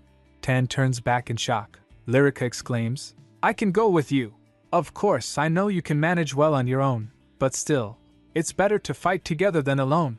His eyes widen, blinking in surprise. He laughs. Pwaha, she adds. If I get scared, I'll go tell His Majesty, so don't worry. Just then the Emperor says, There won't be any need for that. The Emperor was watching them from above, standing with Lat. Lyrica bows to him and greets. Hello, Your Majesty. Bryn bows. Lyrica curtsies. Tan, scratching his head, says, I came to teach that soldier a lesson, not to say hello. The Emperor says, Isn't it funny? He stepped forward, saying, How could a mere officer have the nerve to do something like that? Don't you think there's someone backing him? He pokes her forehead. She gets surprised at first, then she quivers. The Emperor grins down at her. You are a talker indeed, he continues. Being a talker has nothing to do with what kind of person you are, what you have or don't have, or whether you're worth anything or not. The Emperor then declares, I have adopted you as my daughter, and that means everyone shall bow down before you. If not, they would be defying my orders. His expression is serious, letting everyone know he means business. The Emperor asks, So who was it? Tan replies, A first-ranking officer in the 1st Imperial Guard. Lat nods, I see. Then he turns to Lyrica and smiles ominously. Princess Lyrica, please enjoy the Sun Palace as much as you'd like and leave the rest to us. Seeing that Lyrica thinks he's scary when he smiles, and as Lyrica walks down the hall with her maid, she thinks, I guess he isn't a chancellor because he's kind. Soldiers salute as they pass, and Lyrica muses. The soldiers have been replaced at all the other posts that were restricted too. News must travel fast around here. Bryn chuckles softly. She tells Lyrica, Of course, this is a matter that deals with you, Your Highness. Matters dealing with the imperial family are not taken lightly. The maid leans in close. So what is it like to have a taste of power, Your Highness? Lyrica wonders. A taste of power? Is this the taste of power? Lyrica eats a sweet treat and thinks, I wouldn't be able to taste this either if I hadn't become the princess, would I? Again, while in bed, she thinks, the taste of power. If I wasn't a princess, I wouldn't have such a comfy bed either. Power is great. The next day, Lat suggests, don't you think that's the taste of money? The emperor throws documents away and says, power is about how well you can use it. Papers fly around the room as Tan cries out, Your Majesty! Lyrica quickly grabs all the papers and proudly presents it. Then she told them, in that case, I have more than enough power, seeing as I've never been as comfortable as I have been lately. Then she remembers and says, oh, I should get going now. Bryn said she was going to introduce me to the other maids today. After she left, Lat says to others, thanks to Her Highness, we got to replace the soldiers in the Imperial Army and place Imperial guards within the Sun Palace. As for the Outer Palace, we'll have to use soldiers to save face, but I'm sure they'll get absorbed into the Imperial guards eventually. I hear the Empress has also replaced the head maid and her closest aides. The Emperor replies, yes, Lydia asked if she could replace the head maid, so I told her that's the Empress's decision. She found evidence of embezzlement and replaced them as if she had been waiting. Thanks to that, she was able to get rid of all ties to noble factions within the Sun Palace in one fell swoop. Lat remarks, her new selection of aides was so appropriate that I thought she had looked through my investigation notes. I almost fell for her. The Emperor thinks, she's so bold that it's hard to believe she doesn't have anyone backing her. She's a player that moves her pieces in the game. She isn't anyone else's pawn, he remarks. She always surprises me. Later, her mother says to her, Rika, you smell so sweet today. She hugs her tightly, pecking her. Lyrica tells her, I was introduced to one of the new maids and went to the kitchen with Bryn.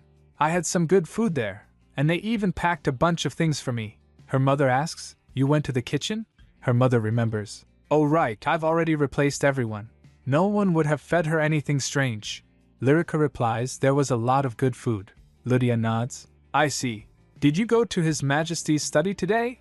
Lyrica giggles, yes, His Majesty threw his papers around everywhere. Lydia's expression darkens. How dare that little dragon bastard? Lyrica tilts her head, confused. Lydia smiles. Ha, relax, relax. Rika, you're working too hard. Lyrica replies. No, it's actually fun. Lyrica asks, by the way, are all those letters for you, Mother? Lydia answers, yes, they're responses to invitations I've sent. Mommy's going to open a salon. Lydia whispers, also, I'm going to start investing my contract fee soon. Lyrica asks, contract fee? Lydia explains, yes, I received a deposit when I first started this work, and I'll have to leave all these assets behind when I leave. I should make a lot of money while I'm here, don't you think? Lyrica thinks. She seems so confident. She tells her mother, Mother, you shouldn't invest in things like cure all holy water or jars that bring happiness. You have to be careful of con artists. Lydia smiles. Oh my, why would I need to be any happier when I have you, Rika? So don't worry. I only invest in things that I am 100% sure will make a profit. Lyrica wonders, is that even possible? Why am I getting déjà vu? Her mother stops her. Don't worry. Mommy knows what she's doing. Lyrica tells her mother, then tell me when you're about to invest. Promise. Lydia promises. Yes, of course. Then she jingles a bell and says, actually, I have something to give you right now. A maid appears, carrying a tray, and on it was a coin. Lyrica gets surprised. It can't be. Lyrica's eyes widen. She staggers. She trembles as she reaches out for it. Her mother says, it took me a while to find the exact same silver coin. That old man failed to keep it safe like he promised. She asks, is that your silver coin though? Rika clutches the coin, relieved. Oh yes, it's my silver coin. She thinks, I could never forget a single stain or mark on my silver coin, not after the many times I held it, dreaming about my future. To be honest, I was a bit disappointed that I lost it, but I didn't think anything could be done.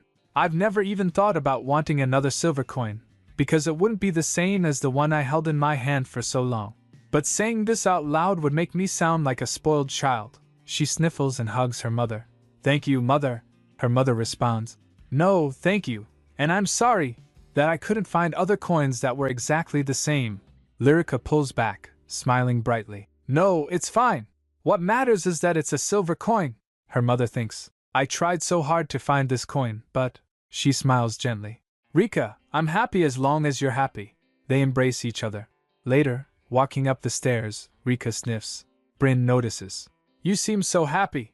Rika nods, a little hiccup in her voice. I'm going to keep it with me at all times in the purse Mother got me, she thinks. The purse I got from my mother was full of coins, but no gold coin can compare to my precious silver coin. Rika looks towards the Black Dragon Chamber. The Black Dragon Chamber next door is the Crown Prince's room. That reminds me I haven't met the Crown Prince yet. He wasn't at the wedding either, Bryn mentions. His Highness is at his feudal territory. Rika tilts her head. His feudal territory? Bryn explains. Yes, the Crown Prince of each generation has received feudal territory as part of his inheritance. Duke Rowan is the Crown Prince's feudal title, Rika says. I see. When do you think he'll return?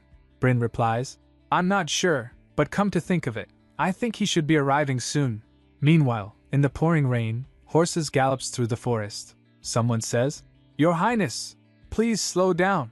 We haven't made a single stop on our journey. Everyone is very tired, except Wolf. Wolf and another guard laugh rowdily. Ha ha ha ha ha! The Crown Prince rides ahead. One of his guards calls out, Your Highness, how does it feel to be going home after half a year, Your Highness? You also have new family members now. The Crown Prince curtly replies, Shut up. Meanwhile Lyrica contemplates. The Crown Prince would be my big brother, right? But Crown Prince says darkly, They are not my family. Later Lyrica exclaims, Mother, I heard the Crown Prince will be arriving soon. Should we prepare a welcome party for him? I'd like to give him a warm welcome. Her mother pauses. For the Crown Prince? She thinks darkly. One of his personal guards tried to assassinate him recently, and I was going to keep him at a safe distance after putting a stop to that. Maybe a party is a good idea since I was thinking of being on good terms with the future emperor anyway, she says. Well, I don't know about a party. The Crown Prince is a rather picky eater. He doesn't touch anything unless it's from his close aides, she suggests. Let's do something else instead.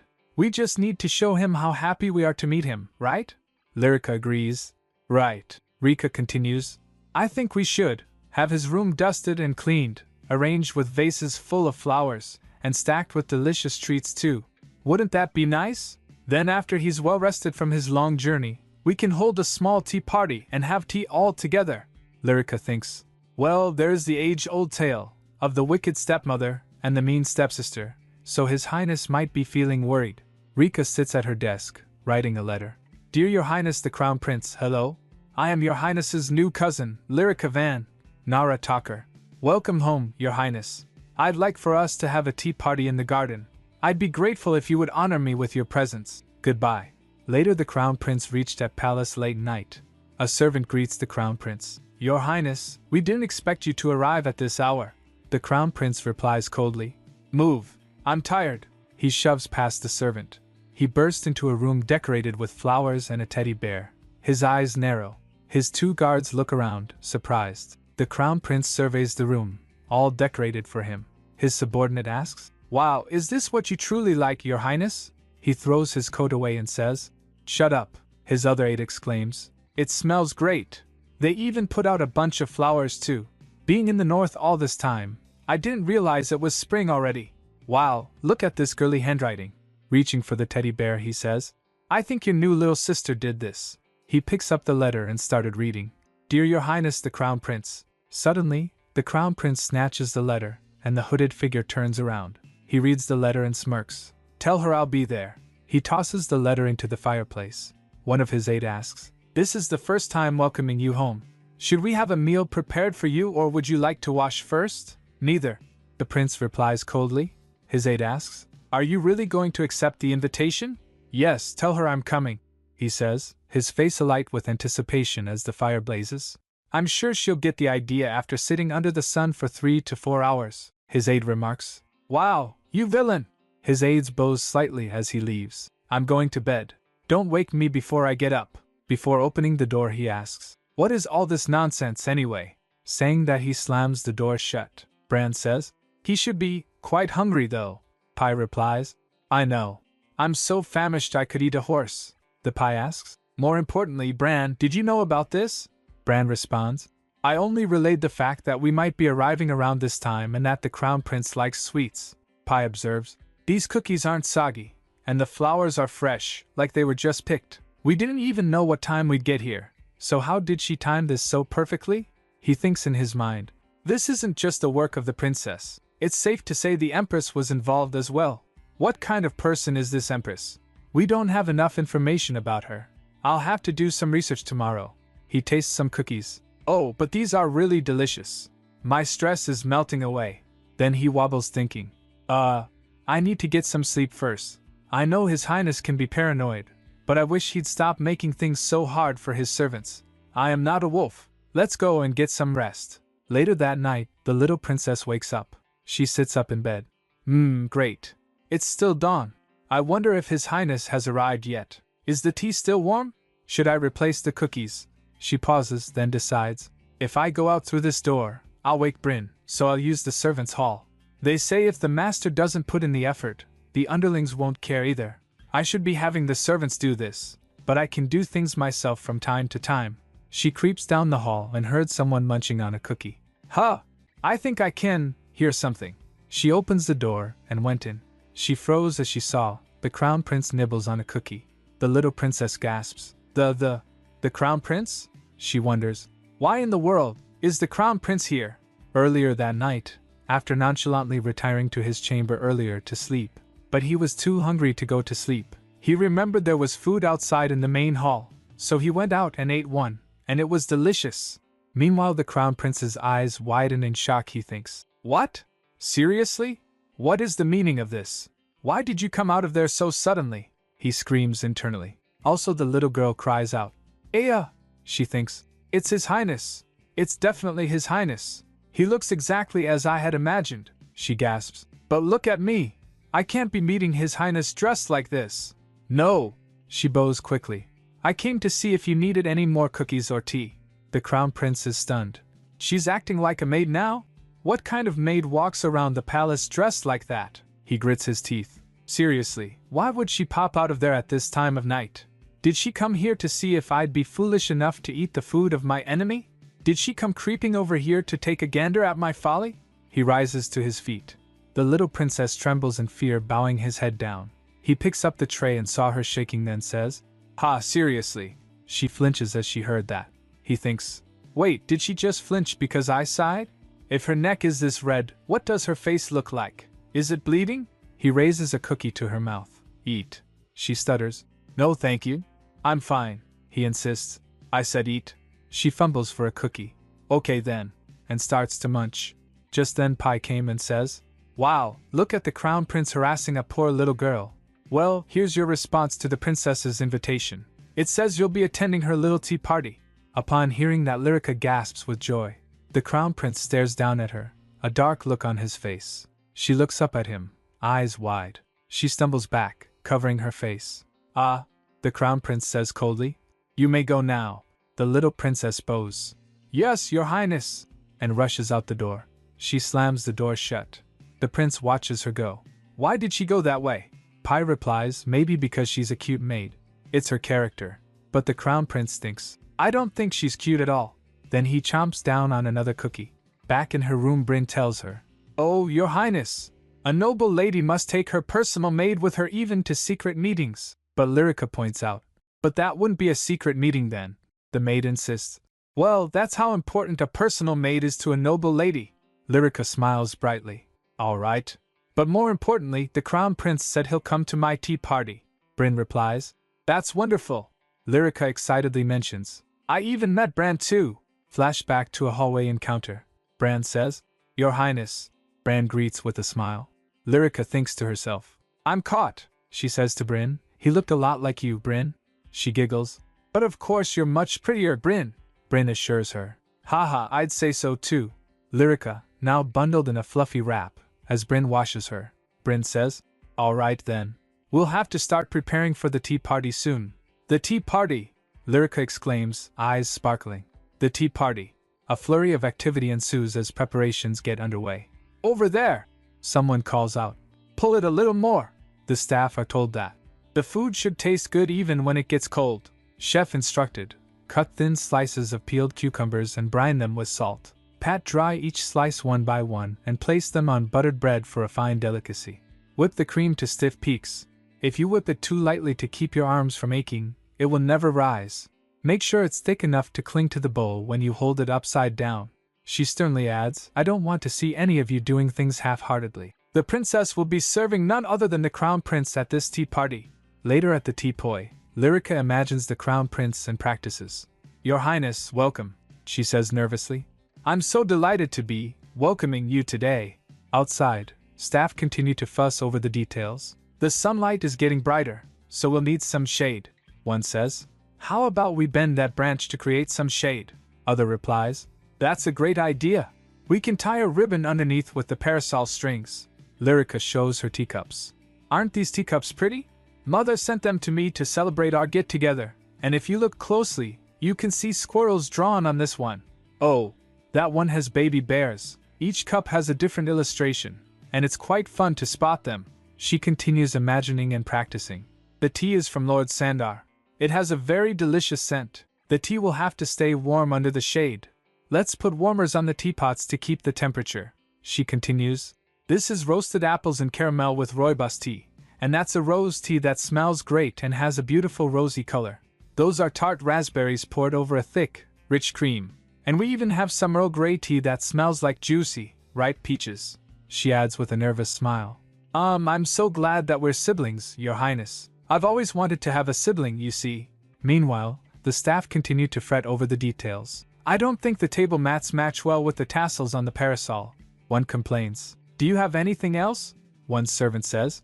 His Majesty said we can have access to the ice stores, so we should also serve some iced tea made with orange black tea and thinly sliced lemons. Everything must not be too overdone or undone, Your Highness, because this will be the princess's very first tea party. Lyrica continues, so if you don't mind, I'd like for us to become close. Lyrica was ready, standing waiting with Bryn for the crown prince. She thinks in her mind, the weather at the end of May is so bright and sunny. The spring wind is warm and uplifting, and the rose buds are already in bloom. When His Highness gets here, I'll tell him all those things. But the crown prince doesn't come. The atmosphere shifts as time passes. The servants were anxious and nervous as time passes by. Lyrica calls her maid. Bryn, she replies. Yes, Your Highness? The princess asks. Do you think His Highness is late because he's busy with work? The maid responds. I'll send someone to find out, Your Highness. A messenger races and comes back to deliver the news. His Highness is in the Black Dragon chamber and says he will be late. She asks, Is that all? The messenger bows. Yes, ma'am, Lyrica says. If he says he'll be late, I'll just have to wait. Tick, tock. The time continues to pass. Later Bryn tells her, Your Highness, a servant is here from the Black Dragon chamber. The servant informs, His Highness says he will be too busy to attend today. The servant gasps upon hearing that. Bryn quickly glances towards Lyrica, wondering, Your Highness. But Lyrica exclaims, Is he that busy? Even the messenger looks uncomfortable breaking the news. Pardon me? He replies. Yes, I believe so, Lyrica says. I see. Would you tell him not to feel too bad about it then? She smiles. He must be worried about keeping me waiting. Please tell him that I'm fine and that he mustn't worry. Then she says to Bryn, Oh, right. And will you give him some of these freshly baked treats? What do you think, Bryn? She replies. I think that's a marvelous idea. The messenger dashes off. Lyrica watches him go, a shadow falling over her sweet face. His Highness has a much higher position than I do, so it's natural for him to be busy with work. I'm just worried he might feel bad about me. While Bryn smiles at her, she thinks, If he really had no choice, either do I. Bryn thinks in her mind, but the crown prince might take her words differently. She imagines him interpreting her wrong. For would you tell him not to feel too bad about it then? He might take it. Hey, I'm holding back right now, you know. 4. Please tell him that I'm fine, and that he mustn't worry. He might think, I'm not fine at all. He should definitely worry. 4. He must be worried about keeping me waiting. He will thinks, who stands up an 8-year-old girl? 4. So it's natural for him to be busy with work. I'm just worried he might feel bad about me. He will interpret, I know you're not busy at all. If you don't feel bad, you're a real scumbag, you hear? Bryn observes that the crown prince might take her words differently. That's how people interpret things in the palace. But the great thing about our princess is that she meant every word she said without the slightest bit of malice. Then Lyrica says, Bryn, let's enjoy the tea together. Isn't it a waste to just throw it away? Lyrica nods as she raises her hand and waves. She exclaims, Wow, they come with just a hand wave? Of course. A hand signal is all you will need to summon a servant, Bryn explains. But you should be careful when there are soldiers around. They may mistake it for an order to attack and strike at the wave of your hand. It's happened a few times historically, Lyrica replies. I see. Then noticing Bryn asks, By the way, Your Highness, are you sure you're alright? She replies, You know, Bryn, I feel bad for saying this, but I had a feeling this might happen. Bryn asks, Why would you think that? Lyrica replies, Whenever I go to His Majesty's study, he's always busy working. Lord Sandar would tell him, It's time for your appointment. But he responds, I'm too busy for that today. That's what His Majesty would say. Bryn says internally, But His Majesty is notorious for cancelling his appointments at the last minute. Lyrica says brightly, I understand what it's like to have a lot of work to do. Bryn gives a small, knowing smile. She says to Lyrica, I'm not surprised to hear you say that, Your Highness. Suddenly, they hear a voice calling out, Your Highness! Artie perks up. I hear a voice coming from the garden. Oh! She turns to the voice. It's Tan! Tan! She exclaims happily. Tan approaches with a charming smile. Oh, please don't get up. This is quite a spread you have here. But isn't it rare to have a tea party at this hour? Lyrica replies brightly. We were just enjoying the pretty sunset. She offers. Have some tea with us, Tan. We have more than enough tea and cookies to share. Tan replies. Don't mind if I do. Then he settled down to enjoy the tea. All of them smiles talking and enjoying tea. Later while walking, Tan says, Oh, that whipped cream is really good. It's always cold at the Wolf Manor, so it's hard to find cream. Lyrica asks, If it's cold, wouldn't that keep the cream from going bad? Tan explains, No. It's actually too cold for the cows to produce any milk. Oh, I see. Lyrica exclaims, wondering, How cold could it be then? Tan gives a knowing smile. He suddenly asks her, Are you really all right? Weren't you expecting another guest today? I hope you weren't too disappointed. She is taken aback by his question. Huh! She thinks to herself. Oh, so it wasn't a coincidence that Tan stopped by. She responds to Tan. No, I'm not disappointed. I just think that His Highness may have a warm heart. She grins cheerfully. He asks in disbelief. Come again? She replies. I know he tried to come see me. I'm sure he was just too busy. She continues. So he kept telling himself, just a little more, and I'm done. But he lost track of time because he was trying so hard to finish. Lyrica imagines the Crown Prince working diligently and says, Just picturing him saying just a little more while trying his best to finish his work makes me think he has a warm heart. Tan is touched. You think so? Then she says, You came to see if I was okay, didn't you? Thank you, Tan. I would have been sad if I was alone, but I have you and Bryn with me, so I'm fine. Tan thinks, so that's it. This little princess doesn't think anyone would actually try to do her harm. Even though her life has been full of obstacles and strife, she still believes in people. Tan replies, You don't have to thank me. After all, I got to skip some work and have some delicious treats. Besides, I came because I beat Lat in a game of rock, paper, scissors, she responds. You both could have joined us though. Tan explains. Then who would stay behind to do the work? Lyrica says I should have sent Lat a basket too. Tan asks, A basket? She elaborates. Yes, I sent one to Prince Otto so he could have some snacks while working. But Tan realizes, normally, food is only given to people of lower rank by someone of higher status, though. Did Bryn's soul not tell her about that? Bryn can only smirk at Tan's realization. Seeing that, Tan burst out laughing. Well, I'm sure receiving a basket full of fresh baked goodies from a younger sibling is fine, but I wonder what the Crown Prince thought when he received it. Lyrica then says, There's one thing that I'm upset about. Mother will be disappointed to hear what happened, she thinks. Yes, I'm pretty sure about that. But I'm fine with it. He adds, I'm sure your mother will be fine with it as long as you are, Your Highness. Tan slams the door behind him, and took a sigh. I truly do hope Her Majesty the Empress doesn't have a problem with it. Later her mother is trying to cheer her up with gifts. Lyrica, I have a gift for you. And Lyrica's like, wow. Lyrica gasps. It's so pretty, her mother says. I ordered it for you to help you feel better. She whispers, Don't worry, Rika. Otto will come to regret what he did. Lyrica's shocked. What? But she thinks, I don't really want him to regret anything. Then Bryn exclaims, My goodness, is that really Elzerk lace? Her mother confirms. Of course it is. She explains, This is lace from the Elzerk region. It was meticulously woven by master craftsmen, so it's quite expensive but equally as beautiful. The parasol details are insane. Even the shaft of the parasol is made of ivory, and the handle is made of gold. Bryn smiles. You could even say it costs as much as a fortress. Lyrica staggers with it, already struggling. It's too heavy. Still, she doesn't want to disappoint her mother. Mother, can I take it out for a walk right now? Her mother smiles. Yes, of course. Go try it out. Outside while taking a walk in the garden, Lyrica thinks, It's a bit lighter carrying it like this. She twirls the parasol and admires it. Look how it sparkles. How pretty. But the wind picks up. Suddenly, with the strong gust of wind, she went flying with parasol. Bryn shouts, Your Highness! Lyrica is swept off her feet. She slips and the parasol goes flying. Oh, no! She thinks, My fortress is flying away! She cries out, No! She rushes for it. Bryn is chasing after her. Your Highness! Please don't run! Lyrica's desperate. The parasol! My parasol! The parasol that my mother gave me! Lyrica makes a grab for it. I got, but it's too late. She was flying away with the parasol. Bryn calls out, Your Highness! Lyrica is screaming.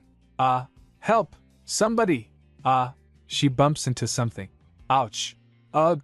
And fell down. Just then someone asks, Did you fly here on a parasol and fall on the ground? She gasps, There's someone here? She apologizes. I'm so sorry. A handsome boy with white hair is lying next to her, looking up at her. He simply responds, HM. He reaches out and takes her hand. Hi. And then he asks, patting her head, Are you alright? Lyrica is speechless. She scrambles back, flustered. Oh yes. I'm fine. She thinks to herself, Who is this boy?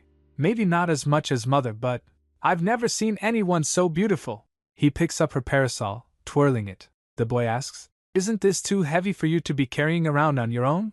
You should have one that's much lighter. Bryn approaches, panting. So he says, I see now. You must be the princess everyone is talking about. Then again, who else would be carrying around a parasol like this? He smiles. I thought you'd be an evil spoiled brat, but this is rather unexpected. Lyrica's shocked. Lyrica, you must stay composed. You are a princess, she quickly says. You shouldn't judge people you haven't met based on rumors alone, he replies.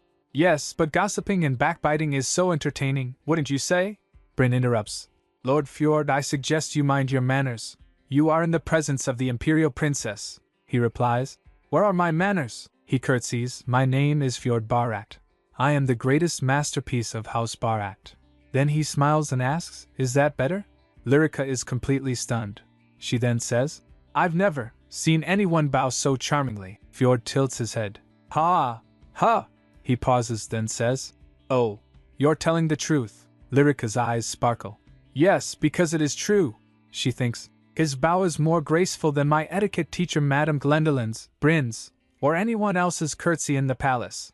Lyrica thinks, I've never seen anything like it. She then asks, grabbing his hands, Will you teach me how to curtsy? Fjord pauses, then clears his throat. First of all, I'll need permission from the imperial family to teach you, Your Highness. How about you go and get permission first? Lyrica's shoulders slump. Oh, I see. I had no idea. I'm sorry. He smiles. Also, you can just call me Fjord. Lyrica whispers. Fjord. Fjord smiles back. It looks like my attempt to tease you isn't going to work. You should get going now. It won't do you any good if people find out you met a Barat here. Back inside, her mother asks, Lyrica, did you enjoy your walk? But she was dazed, so her mother wonders, What's gotten into her? Lyrica asks, Mother, do you know who Fjord Barat is? She thinks, I asked Bryn, but, she replied, I think that would be a tough question for me or your etiquette teacher to answer. Why don't you ask Her Majesty, Your Highness? Then her mother replies, Yes, of course I know him. I believe he's 12 years old by now. But why do you ask? Lyrica explains, dazed. I met him in the garden when he picked up my parasol for me. Her mother gets shocked. The garden of the Sun Palace? That's where you met Fjord Barat?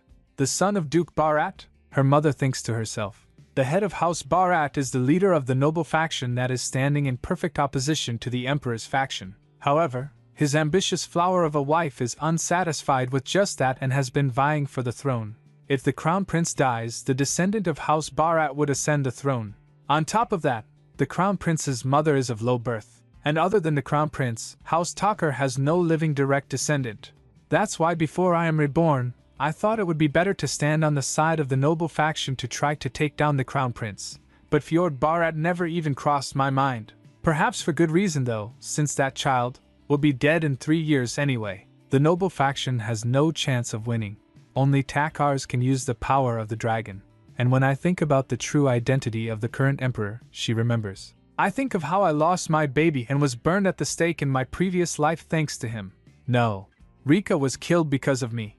My stupid action sent me to the burning stake. That's why I didn't want to get involved with nobles or the imperial family in this life. I would have chosen anything else other than a contract marriage. But it was the only way to take advantage of my past life experiences as a noble lapdog. That's why that forgettable kid who's going to die in 3 years never crossed my mind. In fact, I'm more worried about Lady Barat, who will show up in a few years, she pipes up. Actually, why would the head of the noble faction's son be frolicking in the Sun Palace? Lyrica pulls her out of her thoughts, so Fjord's bow was quite graceful. Would it be all right for him to teach me how to curtsy? Her mother replies. You want to learn how to curtsy from Fjord Barat? Isn't he a boy? She gets surprised. He is a boy. Lyrica whispers, blushing. But his bow looks just like a curtsy. Her mother is moved. Rika has never asked for anything before. She gave in. All right, I'll send a request to House Barat. Lyrica shouts. Really? Her mother thinks. They may be the political enemy of the crown prince, but the boy will die in 3 years anyway. Even if I have to live a humble life after the divorce, I should still develop a good network of friends. I could get stabbed in the back if I retire with nothing. In order to protect you, I'll use the crown of the Empress like a toy at my disposal. She hugs Rika tightly. How could I ever refuse a request from my Rika? And Mommy will be able to buy Rika whatever she wants soon. You see, Mommy's going to be very rich soon. Rika asks. You're going to be rich? Her mother confirms with a smile. I found a very promising investment partner. His name is Yuba, and he's looking for someone to invest in a field expedition. Rika asks quietly. An expedition? Her mother reassures her. Yes, he's known as a con artist by many, but he's actually very honest. Rika exclaims. What? Con artist, Rika whispers. So how much did you invest with him? Her mother replies lightly. Everything I have. Her mother giggles to herself, and Rika declares. I'm going to talk to this man myself. Her mother replies. All right, I'm sure he hasn't left the palace yet, so if you call for him now. Rika is already gone. Her mother calls from behind. Rika? After she dashed off, her mother reflects. Well, I'm sure he won't have a problem convincing her with that crafty tongue of his. His gift of gab does make him seem even more like a con artist, though. It's too bad Rika still doesn't seem to trust me, even after everything I've accomplished so far. Let's see. She pats her dress and muses. The bustle dress faction that I helped popularize and the traditional crinoline faction are in opposition in high society at the moment. But soon enough, the crinoline faction will be on its way out. After all, who would want to wear crinoline when people die from not being able to run away due to its girth? Soon, there will be a great fire in the opera house. Though I may have boosted its popularity for the time being as the Empress, after the fire, the bustle dress will become the new trend. Well, I guess there's no reason to let it all burn to the ground. As I achieve success after success, Lyrica will ever grow to trust your mother? Meanwhile, Rika is running. Bryn calls out. Your Highness, you mustn't run. Your Highness, the Imperial family walks and never runs. Lyrica replies in her mind. But Bryn, I'm not an Imperial family member right now. Shocking revelation, she thinks. My mother may say this, don't worry. Just trust Mommy. But that's all the more reason for me not to trust that Falcon artist. I'll have to strike instantly so he doesn't have time to think. How dare he try to scam my mother out of all her money? She knows nothing about the ways of the world. Just then realizing, she stops running. The ways of the world. Does she really not know anything? It's true that mother suddenly changed at a certain point, and she's not at all like she used to be. Perhaps I am judging this person who I've never met before because I can't trust mother. Just then Bryn calls out. Oh, Your Highness! Over there! Yuba was escorted by an servant. They looks towards her. The servant greets her.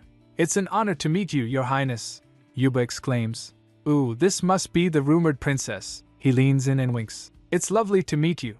Rika thinks to herself, "Mother, this is clearly a con man." Meanwhile, Fjord is relaxing under a tree. That rumored daughter of the villainess seems a lot like a robin. A bird lands on his finger as he smiles. Lyrica is not having it. This little firecracker just shouts, "Are you Yuba? You con man!" She realized, "Ops, I got so overexcited that I shouted what I was thinking." She quickly backpedals. "Forget what I said just now." Yuba replies, "Yes, Your Highness." Lyrica confronts Yuba again, eyes narrowed. "Are you Yuba?" He replies, "Yes, I am." She demands, then states matter-of-factly, "We need to talk." In her mind, this guy is the picture-perfect image of a con man, especially since her mother has agreed to invest with him. She says, "I just heard that my mother agreed to invest with you." Yuba just smiles. "Yes, that's right," she thinks. "So you must have dazzled my mother with your wily charms." Her little red shoe stomps the ground as she declares, "It's rumored that you're a con artist, so I'm sure you lied to my kind-hearted mother." She knows she's right. "Way to go, Lyrica," she says. "You better go to her right now and confess the truth." Internally she says, "How is it? Can you feel the power of the princess?" From Yuba's point of view, Lyrica is like his pet lamb from childhood. He recalls her stomping her feet whenever she got too mad. "Arg," Yuba thinks. "This is no time to be thinking about that." He says, "Please wait and see, Your Highness. I am not a con man," she growls. "If you listen to my story," Yuba pleads, "I'm sure you'll know I'm telling the truth." He clutches his hat, thinking, "I've worked so hard for this investor. I can't lose her like this." Lyrica considers. Cutting him off without hearing his side of the story would be kind of harsh. She agrees. "All right then, let's hear what you have to say first." She concedes, and Yuba visibly sighs in relief. "However," she continues, "would it be all right if we walk and talk in the garden?" She thinks, even if he is a con man, she'd feel bad if she invited him inside only to kick him out. Yuba smiles. "Of course. Thank you, Your Highness," Lyrica thinks. "And if we're in the garden, it would be easier for me to run straight to Mother too." Yuba begins his story. "I have traveled to the jungles and back 3 times. Meanwhile, her mother watches from the balcony, thinking about Yuba. Lyrica, that man. Yuba continues. "In my first expedition, I lost all of my travel companions. Even though his first expedition was a disaster, he will soon become a legendary explorer." Lyrica looks up at him with wide, interested eyes. The size of the empire is vast, which means there are still many lands that have not been discovered. At one end of the empire, you'll find an unending stretch of deserts where criminals find refuge. At the other end, there is a sea of trees, filled with man-eating monsters. It is a mysterious land where a compass, constellations, and even the rising sun can't be used to navigate. It is a jungle, but you can find rare animal species, plants, and countless new things there, so being able to return from the jungle is a chance to become rich.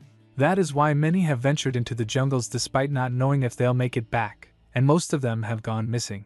Therefore, these expeditions are impossible to take on without money, which makes investments from the nobility essential. So far, no one has supported that man because of his reputation as a con artist, but soon, he will return with astounding success. In my previous life, he received joint funding from commoners to become a famous explorer in a joint expedition, but that's neither here nor there. She sips her tea.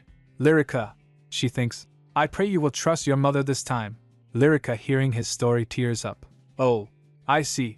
I had no idea and thought you were just another con artist. Yuba smiles gently. Thank you for shedding your tears for me, Your Highness. He looks intently at Lyrica. I hope you will take back what you said about me. I promise you that I will return. Lyrica says. Yes, I take it back. Both Bryn and the servant were skeptical. But this still sounds like a con. Also, Lyrica rummages in her pocket. She lifts a small, round object. I'd like to invest in you too. I don't have much though. She shows him a silver coin. Lyrica is beaming. This is the silver coin I used to pray with when I was dreaming of becoming rich in the slums. I prayed for my mother and I to escape the slums and live a happy life someday. Yuba get moved. I guess you must really believe in me. Lyrica grins. That's because you're telling the truth, right? Yuba recalls the nobles sneering.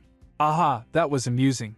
Are there any more lies you'd like to tell us? Try to make up something else, why don't you? You should really consider going into acting. Yuba ignores them and asks, but investing in me. But the nobles scorn him. What? They throws a coin at him. Take this for your entertaining story. He thinks, that's why I wasn't that excited when I heard the new empress had called for an audience with me. Someone told him. She asked for you because she heard of your storytelling skills. Yuba thinks, I'm sure she'll be just like the rest. She's not going to believe me, anyway. But then, the empress says, I believe you. I will invest everything I have in you. Looking at Lica, he thinks, I can see the resemblance. Like mother, like daughter. Yuba, back in the garden with Lica, kneels down and say, I swear to return successfully. Lica smiles. Well, don't forget to take care of yourself too. It doesn't matter what it takes, Yuba thinks. Lica drops a coin into his outstretched hands. I'll bet everything I have to keep my promise. Later, the emperor says, Hey, I heard you got scammed. Lica stomps her foot. Done, she retorts. Yuba isn't a con man. He grins. Well, whatever. Experiencing many things is good for you, he says with a smirk. She groans. No, it isn't. Then comes another jab. And I heard Otto stood you up. She quickly defends. I didn't get stood up. His Highness was just busy is all. He just stares, silent, a smirk playing on his lips. To tell you the truth, someone like you might be exactly what that boy needs. She gets confused. His Majesty continues. I'm saying Otto was acting like a fool. Lica asks, Are you concerned about something, Your Majesty? He rises. Concerned? Not at all. He steps up and pokes her forehead. She stands her ground shaking. Then in her mind she thinks, I won. The king presses her head affectionately, but she visibly trembles. Then the emperor says, I thought this would be the perfect way to kill time, but everything has been getting more interesting, so maybe I was wrong. As Lica stood confused, he says, Never mind, the timing is perfect. She asks him, What does all that mean? Just then someone knocks at the door. Otto came in holding a document. She greets him, Hello, Your Majesty. But he ignores her and went straight to the emperor. I brought the report you requested. The emperor throws a basket at him, so he catches it. He asks, What is this? The emperor says, Take that, and bring her out to the lake for a boat ride. Lica was surprised, so did the prince. The crown prince looks taken aback. Is that an order? With a sinister smirk, the emperor replies, I guess you could say that. The crown prince sadly says, All right then. As they walk to the lake, Lica asks, Would you like me to carry the basket? He replies, It's fine. She thinks, I know the crown prince had no choice but to take me because his majesty had given out an order, but maybe I could use this chance to get close to him. This is great. At the lake she exclaims, Wow, look at that. The lake is so beautiful. This is my first time coming here, she says excitedly. I didn't know there was a lake here. Where do you think it comes from and where does it go? Wow, is that an island in the middle? And there's even a small building on it. Reaching the boat, Diane beams. Otto extends his hand towards her, so she could get on. She sat down on boat and exclaims, Oh, I've never been on a boat before. So this is what it feels like. As the crown prince rose, she is in awe. Just then she says, Just to be clear, I didn't ask his majesty to make you do this. He responds, I know. The crown prince's inner thoughts are a mess. Of course, you wouldn't ask to see me after the way I stood you up. This is incredibly awkward. The crown prince continues rowing. This isn't as bad as I thought though. He notices she is really chatty. She won't stop talking. But maybe it's not that bad because we're outside. How should I put this? I don't remember how long it's been since I heard a voice like hers. Lica calls out, Your Highness. The crown prince is lost for words. I don't know how to respond to her. She continues, I hope you don't mind me saying this, but I've always wanted to have a brother. Upon hearing that, Otto thinks, her voice sounds so honest, and so does her face. She adds, That's why I was so happy when I found out you and I were going to be related. She realizes, I just said the same thing differently. She says, I don't know how you'd feel about this, but I'd like us to be good friends. Is that all right? The crown prince is taken aback. No one has ever told me that they wanted to be my friend like this to my face. Is that even something you're supposed to say to a crown prince? Did this kid fall from the stars? Did she come from a completely different world or something? He looks at her. Oh, her eyes are so blue. They're like the oceans I've seen abroad. He asks her, We're related. He tells her, My father had many brothers and sisters. There were 6 in total. However, by the time father ascended the throne, he was all alone. My father had many brothers and sisters, 6 in total. However, by the time father ascended the throne, he was all alone. She asks, did all of his siblings pass away? Otto replies, yes. That's life for the imperial family. He told her, I was 7 years old when I had my first taste of poison. I was rolling around on the floor in gut-wrenching agony as I vomited blood. Even on his deathbed, my father said that we are the descendants of the dragon forged by fire and air. He said it was something I had to overcome. Collapsing over something like that in the middle of a power struggle will only get you devoured. Lyrica replies, that must have been incredibly sad. He blinks in disbelief. Would you look at that? No one has ever said anything like this to me before. He recalls the other people's word.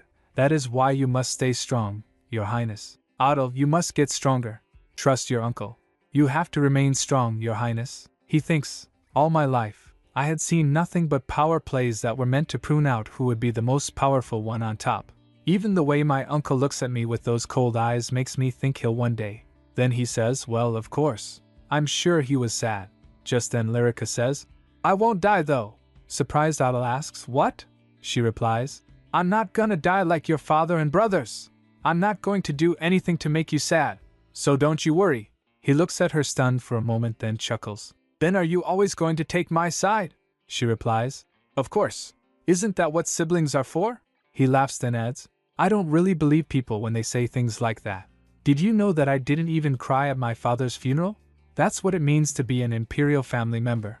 Power has a way of changing people like that. She replies, but everyone needs to hear these things. Even I know that. He gets intrigued. She continues, words like whenever and always may just be words, and they may sound empty and can't be trusted, but I still need to hear them. And I really do believe that. After hearing that, Otto thinks in his mind and concludes, this kid is seriously stupid. I heard she had lived a hard life in the slums, but how can her mind be this flowery? I'm supposed to brush off people like you out of annoyance, but the look on your face and the sound of your voice make you seem like you're from a dream world. Later they went to the small building beside the lake. Just then a guard approached. Your Highness, Otto says. Ruan, the guard says. You mustn't wander around by yourself. Otto replies. Well, these were His Majesty's orders, and you know he's always so spontaneous. Then he introduced him to her. Ruan is my personal guard. Lyrica begins. Nice to meet. But her instincts screamed, sensing danger from Ruan. Ruan greets. It's an honor to meet you, Your Highness. My name is Ruan Grey. At that moment sirens started sounding in her head. She reflects. I have always been a good judge of people. I believe I was able to survive the slums because of my quick senses. But a deep unease settles in. Who is this guy? I'm getting a really bad feeling about him. I know he's going to hurt us. Chills run down her spine. She asks, her voice barely a whisper. How did you know we were here? He replies. I asked one of the servants. Otto was busy shuffling through things. She gasps. As Ruan was about to pull his sword, she calls out, Prince Otto, and runs towards him, pushing him away. Otto thinks in his mind, I knew it. She had to put up with all my whining and grumbling. Now look at what's happened. I was right though. All humans are the same. Maybe that's actually comforting. They tumble to the ground, the situation spiraling out of control. Ruan says, Oh dear. He looms over them, sword raised. Otto questions, Why? He replies smiling. I've been serving Your Highness for 8 years for this very moment. For the sake of everything we've been through, I wanted to send you off without letting you know. Otto thinks, so this is the end. Then a stark reminder hit him. Don't forget, our ancestors were the soaring dragons, forged out of fire and air. Voices echoes. You must get stronger, Otto. Look over there. The crown prince isn't crying at his own father's funeral, whispers one woman. I know he's a talker, but that's so heartless, replies another. I must become stronger, he thinks. But father, what must I do in times like this? How am I supposed to fight off a grown man wielding a sword? I'm only a 12-year-old boy who hasn't yet realized his Takarian powers yet. He questions Ruan. How could you? He clutches the Lyrica tightly. That's because he's a villain, she cries. Otto flinches. Then Lyrica cursed him. You traitor, you evil man. I bet you think you have a good reason for doing this. You're the worst. Do you have no shame in killing a child? He sneers. How did such a vulgar little girl become a princess? I suppose it's fitting for an emperor of questionable birth. And that man having control of the empire is the problem. Now, the Empire will have a new. Before he can finish, Otto grabs a wine bottle and flings it with full force on Ruan's head. Then Otto pulls her away running. They sprint together, dashing through the forest, their escape desperate. He remembers. I was 7 years old when I drank poison for the first time. When I came to, there were only servants by my side. And when the time came for them to go home, I was left all alone. My uncle said he was glad that I survived, but he didn't come see me. All I had were my servants and visitors rushing around me occasionally. I know my servants would be sad if I were to die, but they could return to their families and find comfort from their grief. Eventually, they would find another master to serve. If I die, my uncle would sire a son and make him the crown prince instead. And why is that? Because I'm replaceable. He questions himself. But why just me? Everyone has a special person in their life, but I'm not special to anyone. The people who used to love me are already gone. He retches, consumed by grief and loneliness. No one loves me, and I love no one. I have no attachments, and that makes me stronger than anyone. That's how I can be strong. He remembers his father's words and clenches his fist. He was running from Ron holding Lyrica's hand. I am the descendant of dragons forged out of fire and air. Sweat streamed down Otto's face. Just then Lyrica's foot twisted and she fell down. Even if I can't use my powers yet, that will never change, so it doesn't matter. I know I will become stronger even without the powers of a dragon. I'll be stronger once I'm wearing the Emperor's crown and sitting on the highest seat in the Empire. Otto lifts her up, a renewed resolve hardening his gaze. He thinks words like, forever my side together, and near mean nothing to me. I don't need them. I don't need anyone. They're all useless to me. I need nothing. Just then Ruan catches up to them and grabs her by her hair. Lyrica tells him to go. He is shocked. This wasn't how it was supposed to go. He recalls her saying, I'd like us to be good friends. Is that all right? But the knight only smiles coldly. You insolent little brat, he thinks. I thought I didn't need her, then what am I doing? His hand holding a stick shakes. He recalls her word. That's because he's a villain. The boy is conflicted. I know that I'm acting like an idiot, and that she's just a stupid, annoying little girl. He was trembling to face him. Ruan smirks. He screams, Why? Then a shadowy figure appeared in the sky, and everything goes dark. After that, he thought the world had come to an end because a great darkness descended. All happened in the blink of a moment. The next moment he opens his eyes, he gasps. Ruan was lying on the ground covered in blood. Then, a voice cuts through the dark. You both look fine. It's him. Standing over them both. He was covering Lyrica's face. Your Majesty, he whispers. Otto is stunned, and it looks like realization is dawning on him. Oh, how did he know where to find us? It can't be. Did he know all along? Otto questions the Emperor. Were you using me as bait? The Emperor tilts his head, his expressions unreadable. Otto wonders, what does that expression on his face mean? Is that the kind of look he should be giving his nephew who almost got killed? The Emperor replies, not exactly. Otto thinks, is he even human? Just then Lyrica spoke. No! How could you? She flails. The little girl is furious, tears streaming down her face. He deserves a better answer than that. Show a little more sincerity. Please tell us the truth. Were you using us as bait? If you were, that would be incredibly sad and upsetting. But at least tell us why you did it. Otherwise, it's too confusing. But I still really hate that you answered him like that. She is panting, out of breath. The man is watching them both, not saying anything. Otto thinks, that was incredible. Just then someone answers. No, it wasn't. He gasps, his eyes wide with surprise. The Emperor says, I really wasn't trying to use you as bait. The picnic was really a spontaneous decision. I came because your mother found out and suddenly made a fuss. And as I was trying to find you, I found out that Otto was in danger, so that's why I rushed over here. Your mother is on her way over too. Oh, you probably can't see her, but I can see her getting on a boat. A trickle of tears runs down Lyrica's face. She cries, Hick, hick, HNNG, wah. Otto is alarmed. Is she hurt? Did Ruan grab her too hard? Lyrica buries her face Otto's chest, sobbing. Wah, HNNG. I was so scared. That was so scary. Hick, I'm so relieved. Lyrica! The Empress's voice rings out. Otto realizes. It's the Empress! My goodness, Lyrica! My Rika! She cries, rushing towards them. Otto, frowning, observes Lyrica cling to him. Hey, shouldn't you go to your mother? The Emperor, however, assures him. They're both fine. The Empress embraces Adel and Lyrica tightly, relieved. I'm so glad you're not hurt, she exclaims, hugging them both. I'm so very glad you're safe. I really am, she whispers, still holding them close. Kids, are you sure you're both alright? The Emperor watches, annoyed. I'm the one that saved them, so why don't I get a hug? He grumbles. She scolds him. This isn't the time for you to be joking, the Empress declares. This place is too traumatizing for the children. We must leave at once. A dark image flashes, a sword stained with blood, the ominous silhouette of the temple. Back on the boat, Lyrica sniffs and sobs, still clinging to Adel. He says, looking distraught. I thought you said you weren't gonna die. She clutches him close and promises, I won't die ever. Upon hearing that, he grins. Later, inside the palace, the Empress holds her daughter close, calming her down. Then in the Emperor's office they discussed. Adel stands before her, serious. There must be someone behind Ruan, he muses. The Emperor addresses them both. We will begin an investigation, and I'm sure you've learned a lot from this incident, so always be on your guard, he says to Adel. Since you're not hurt, you should go to your room and get some rest. But the Empress cuts him off. Wait, hang on a second, she adds. I know I have my shortcomings when it comes to raising children, but, she thinks to herself, I knew what was going to happen, but I didn't say anything because I was mad at Adel for standing Rika up. And I know I have no right to be saying this, but if I had warned him, Rika wouldn't have been attacked. That's why it always pays to be kind.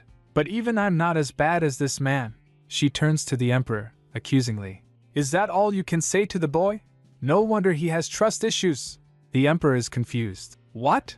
He asks. Don't what me? The Empress snaps, repeating his earlier words. I'm sure you've learned a lot from this incident, so always be on your guard. Is that all you have to say to him now? Just because you have trust issues doesn't mean you have to teach him the same thing. Adel gasps, seeing the Emperor get scolded, a strange feeling washing over him. What is this refreshing feeling? The Emperor gets enraged. How dare you? He begins, but the Empress cuts him off. Wait, didn't we promise we wouldn't fight in front of the children? The Empress calls out. Adel then tells him, you'll have my full support until the day you become Emperor. Adel is stunned. She declares, I have no intention of making a baby with His Majesty, and it may seem like Altair doesn't care much about you, but he will put you on the throne someday. I know he's thinking of doing at least that. He scoffs. What is at least supposed to mean? The Empress clears her throat. Ahem, I'm not finished, she says, turning to Adel. Whether you believe it or not, I'm telling you the truth. The Emperor huffs. Ha! And you were judging me for the way I was talking to him? Adel is silent for a moment. Are you saying you never tried to have me assassinated? He asks, his heterochromatic eyes wide with shock. The Emperor, however, remains impassive, tilting his head slightly. Aha! Adel exclaims, realizing something. The Emperor responds calmly. Of course not. Why would I do that? Adel observes. He has the same expression as before, like he has no idea what I'm talking about. The tension is palpable. The Emperor asks, shall we continue what we were talking about? You think I have trust issues? How dare you say something like that when you hardly know anything? He leans in close. The Empress replies. Well, what do you think I don't know about you? He grabs her face, pulling her close and leaving her speechless. There is one thing I'm sure I know about you, though. The door creaks open, then slams shut. Adel slides down the door, his face buried in his hands. It can't be. How? He indicated all of them to be cunning and scheming, but the reality turned out to be different. How tedious. The Emperor thinks in his portrait. The Empress' portrait proclaims, we're equal. Lyrica's portrait is screaming and crying. Adel looks up, his eyes shadowed with a dawning realization. He sweats and his eyes widen. Was all in my head? So, it turns out all of this time, everything that happened to him was all in his head? He looks completely shocked. Then a servant calls out, Your Highness! The maid appears and tells him, Princess Lyrica is looking for you. In Lyrica's room, she's sitting in bed looking pensive. Someone knocks at the door. It's Adel. Her eyes widen. A huge smile spreads across her face. Adel asks, What, you can't fall asleep? He walks towards her. If you can't sleep because of something like this, actually, I guess it is possible to lose sleep over something like that. He asks, So what do you want? I'm told you were looking for me. Lyrica, peeking out from the covers, whispers, I wanted to ask if we could sleep together. I'm scared. Adel just stares at her for a long moment, then sighs. Happy now? He asks, slipping in the blanket. Lyrica beams. Yes. Tucked into bed together, Lyrica giggles. Adel asks her, What are you so happy about? She replies, Sleeping together like this. I always wanted to try this with a sibling. Adel thinks about her word. A sibling? He reaches out and pats her head gently. She beams. Then she asks softly, Weren't you scared, Your Highness? Lyrica told him, I was so scared. I don't think I'll ever forget it. A shoe shiner I used to know once told me that the worst people are the ones who do bad things and don't think that what they're doing is bad. Is that why you called him a villain? Adel asks. You could have really gotten yourself killed, Lyrica replies. But you could have run away when the man grabbed me. But you didn't, he replies. I'm used to things like that. It's happened to me 4 times already. Lyrica gets shocked. What? He's internally reeling, thinking to himself that was another unexpected reaction. He thought His Majesty knew all along but wasn't doing anything about it. He thought he was being used like a pawn in chess. He didn't think he cared whether he lived or died. But, he recalls the Emperor saying, What are you talking about? You think I'd do something so tedious? He continues, rambling. I really don't know. I have no idea what you're talking about. I'm not interested, and I don't even want to hear about it. It's boring as it is. Being Emperor is boring and I have no choice but to act the part. All this is so tedious. He realizes that expression on his face really mean he didn't know what I was talking about. On top of that, I heard my heartless uncle's conversation with my aunt. The nobles would have been so shocked to see it. I saw a side of uncle I couldn't even imagine. Back in bed, Lyrica says, I think I'd still be scared even if it happened a 4th time. Otto, squeezing her hand, says, I felt more betrayed than scared. He thinks in his mind, why would Ron decide to do something like that now? He's served me since I was very young. Otto, holding her hand tightly, tells her, I won't let go of your hand, so go to sleep. He thinks, he could have attacked me at any time, so why now? The only changes have been this kid and the Empress. Lyrica drifts off to sleep. The 8 years he spent serving me was all a lie. I wonder what was going through his head whenever he looked at me. Was he imagining how he'd chop me up to serve up to his real master when given the order? A voice booms. That is why you must become stronger, Your Highness. You mustn't show any weakness. Another flashback. The Crown Prince's mother is of lowly birth. You must become stronger, Adel. Without the Crown Prince, Lord Fjord will ascend to the throne. Lyrica's voice echoes. I will always be on your side, Your Highness. Adel is lying awake in bed. Lies, he whispers. It's no use hearing such words now. He buries his face in his hands. Adel, you must stay strong. Stay alive if you want to be happy someday. He remembers the words of his father, who is sitting on his deathbed. You must live a happy life, Adel. I know how hard your future is going to be, but now I must close my eyes for good without leaving anything behind for you. But don't forget, Adel. Our ancestors were dragons who soared through the skies, forged from fire and air. They were the strongest and most beautiful creatures in the world. Do not forget your roots, and trust your uncle whenever you are in need. At that time, Adel thought, No, father. I can't trust a man I've only just met, his father says. I'm sorry, Adel urges. Please don't go, father. Don't leave me all alone. Please don't leave me alone in this world. Don't leave me with these animals who will try to tear me apart if I show the slightest sign of weakness. Please, Dad. The somber bells chime, marking a prince now an orphan. Whispers ripple through the crowd. Did you see how he didn't shed a single tear? Adel, now a young man, stands alone, surrounded by those who would tear him down. But he vows, I'm going to become strong. Like you said, I will become strong, father, and I will survive. But now I'll be alone forever.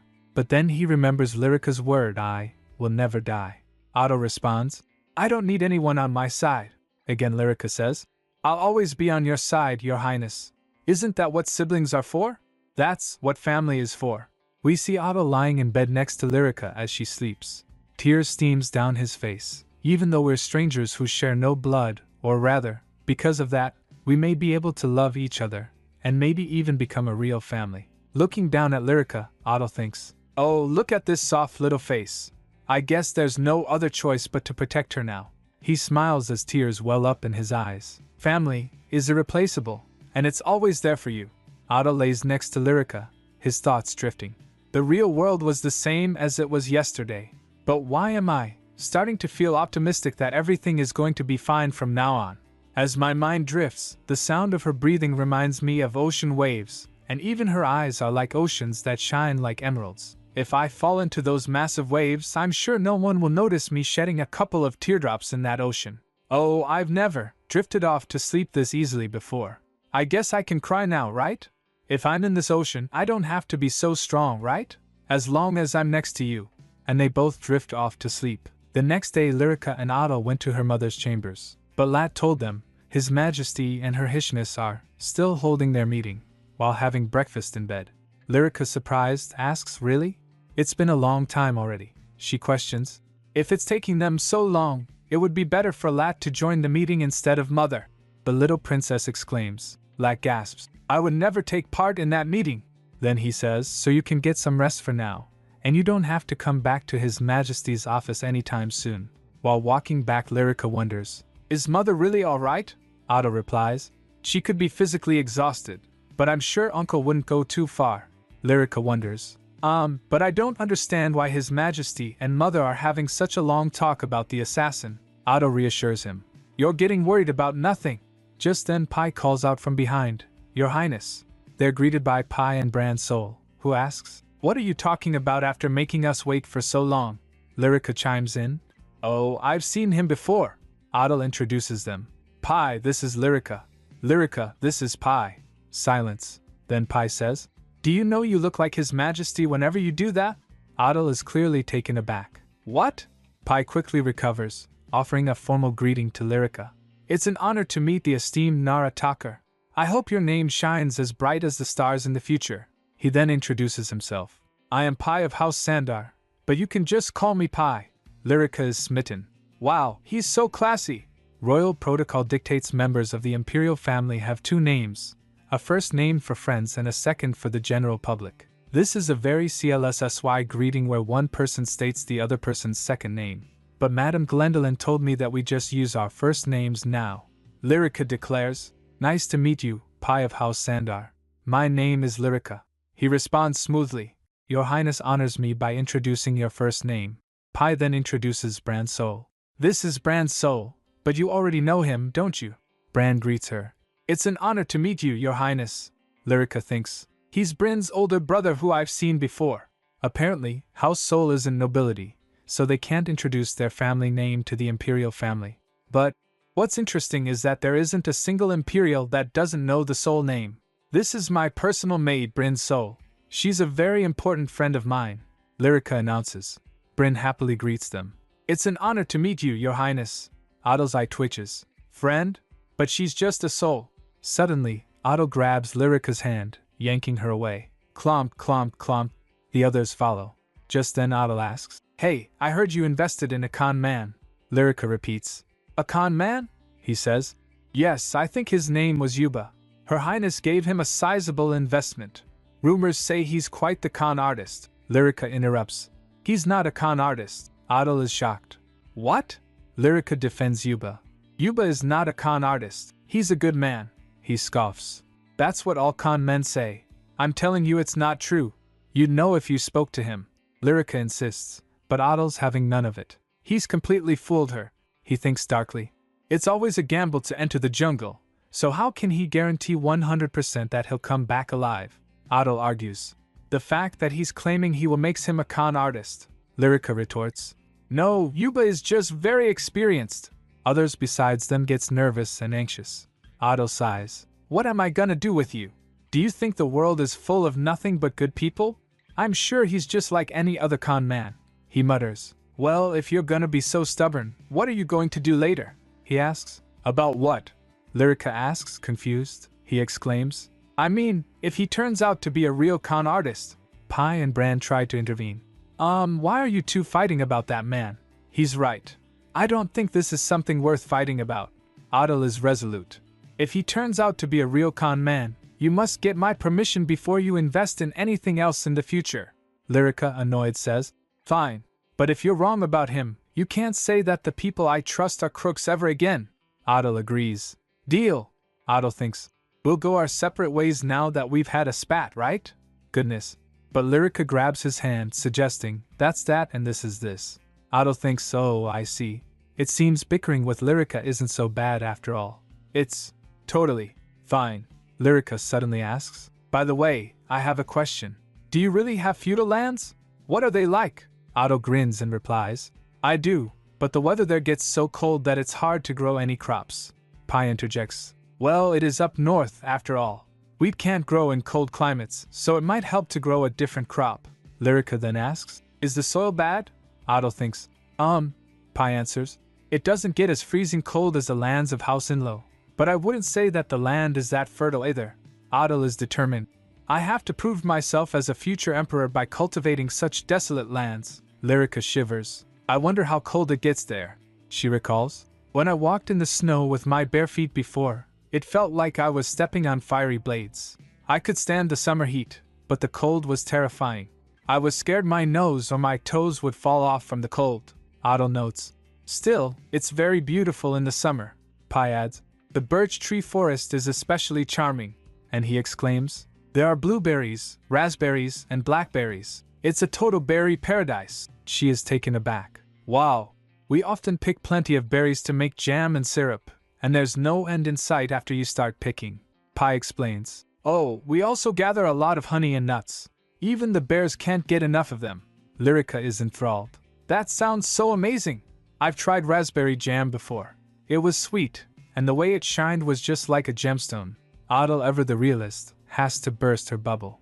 That's because raspberries aren't that sweet, so it has to be boiled with sugar. Lyrica insists. It was still yummy. And then she says, I'd like to pick buckets full of them too, and see bears munching on berries. Just then a thought struck his mind and he strides off holding her arm. She calls out confused. Your Highness? She calls out confused. Your Highness? Where are you going? The others follows. Then Otto lifts her up saying, Ugh, you're so slow. He lifts Lyrica into his arms. She wonders, is this déjà vu? This feels so familiar. Otto is literally carrying our little princess again. She says, but I'm heavy. Otto retorts, no, you're not. You're much lighter than a foal. A foal? She's internally screaming. That's what he's comparing me to. All right, we're here. Otto tells her as they arrive at their destination. Her eyes widen in excitement. They were in front of a huge vined wall. She asks, a wall? Otto replies, no. Then Pi began, Your Highness, this is... He whispers to Otto, are you sure about this? Lyrica was wondering, are we supposed to climb over with these vines? Otto sighs, looking like he already knows the answer. It'll be fine, he says to himself as he reaches for something. Suddenly, there's a door. Her eyes widen. There's a door? He pushes the vines aside and opens the door with a key. The little princess gasps, her eyes wide with wonder. What is this place? She wonders as she takes in the sights. Her hands fly up to her cheeks, completely mesmerized. Raspberries. There are berries here, she exclaims, seeing a bush full of ripe raspberries. And here too. Is this a raspberry field? Where in the world? She wonders, looking around at the idyllic scene. Otto tells her, only pick the ones that are ripe. Where are we? What is this place? She asks. Otto smirks at her excitement. Don't you want to pick raspberries? Her face lights up. I do, she shouts, eager to start picking. Wow, she whispers, completely enchanted by the raspberry field. She runs and Bryn follows her. Bryn tells her, I'll hold them for you. Then Pi and Bran chime in. We'll help too. So they all pick raspberries together. Otto watches her with a soft gaze, then walks towards a swing. He imagines a woman sitting on the swing. He recalls his father and mother at the swing. They were happy together. Otto closes his eyes, a small smile playing on his lips. It really will be okay, he thinks to himself. He holds out a golden key to Lyrica. You can have this now. She looks up at him, surprised. Really? Are you sure I can take it? He smiles. Here. Pi was shocked. Your Highness, this is... Lyrica says. I'll use it, but your Highness will still be the owner. He replies, but I said you can have it. She responds. Okay then. But the little princess insists. We'll have joint ownership. Otto shrugs. Suit yourself, he says, clearly not caring. I'll be leaving anyway, so it doesn't make sense for me to have it to myself. He stops, seemingly annoyed. But why are you still calling me your Highness? He looks down at her with a mixture of exasperation and affection. She tilts her head, confused. Then what else would I call you? She's so cute. Huh? What's he saying? She wonders. Oh. She realized it can't be. Otto sighs dramatically. Do you have to make me say it? He's getting flustered. I thought you said we're family. Otto looks at her expectantly, waiting for her to understand. She clutches at him close. He grins and she giggles. He's smiling. She calls him Otto. She giggles, finally understanding. Her face is beaming as she hugs him back tightly. And just like that, they're off to another part of the palace. Oh, Tada! Cake time! Lyrica's eyes sparkle as she holds her dessert. Yum! Sitting across from her, Pi remarks. Your Highness, you look like you're really enjoying it. Lyrica is visibly taken aback by this comment, thinking, Huh! Did I do something wrong? Did I break etiquette? He replies, No, you just looked so happy was all. Just then Pi shuts himself, remembering, You fool, how could you tell Her Highness you looked so happy? My goodness, a noble would have surely taken that as a slight. I really shouldn't have said that. But I couldn't help it because she really looked so happy. Lyrica says, Anyone would feel happy eating something so delicious. Pi agrees, that's right. Otto continues to analyze her. Luckily, Her Highness doesn't twist people's words, and takes them at face value. Otto and others were also present there. Pi thinks, I don't have to worry about how she's going to interpret my words or who she might tell, and she doesn't seem like she's trying to find my weaknesses. It's nice not having to think about these things with her. He apologizes. I'm sorry, Your Highness. Please forgive what I said. She responds. It's fine. I shouldn't have asked if I had broken etiquette. She thinks in her mind, a real princess wouldn't have had to ask something like that. Pi replies, Not at all. It was entirely my fault for saying that. I didn't mean to sound so casual. Just then her cup was empty, she says. Oh, well then I'll forgive you if you give me a berry. Her eyes sparkle. Pi replies, I'll give you two. He pours more berries into her cup, thinking, coming up with an excuse. She wonders, Otto? Otto says, Consider it in advance for all the times I'll ask for your forgiveness. Bryn, Pi and Bran completely oblivious to the implications. What is that supposed to mean? One of Otto's companions sighs. His Highness may be a handful, but please understand his intentions. He then piles more berries into Lyrica's cup. Otto questions him. Who are you to be making a request on my behalf? Her cup was fully piled up. She turns to Bryn and says, Bryn, I'll give you half because I'm sure I'll need a lot of your help in the future. They giggle and laugh. Pi, who was concerned about the secret garden, says, I didn't think I'd ever go back to that garden. Otto says, Oh, right. Pi adds, Her Highness may not know what that garden means to you, but I can imagine how well she'll care for and tend to that place. Otto's eyes narrow as he recalls the past. The late Empress was of lowly birth, and because she was unable to overcome the constant condemnation of the clergy and the ostracization of high society, the Emperor built her a rustic cabin on the palace grounds. She sequestered herself there and refused to step out into the world. That may be what people thought, but whether or not it was the right decision for an imperial family member to make, that place could have been her own little paradise. Back in the present, Otto watches Lyrica. I think she'll take care of it too. Meanwhile, elsewhere, Fjord's mother says, That lowly creature of an empress, who wanted you to teach the princess how to curtsy, has sent you a letter. Only an uneducated commoner would ask a boy to be a curtsy instructor. However, they do bear the talker name, so it wouldn't hurt to build a connection. Take this chance to go and witness how lowly and vile those creatures are. Lord Fjord remembers Lyrica asking, Lord Fjord, would you like to be my curtsy instructor? He smirks. Yes, mother.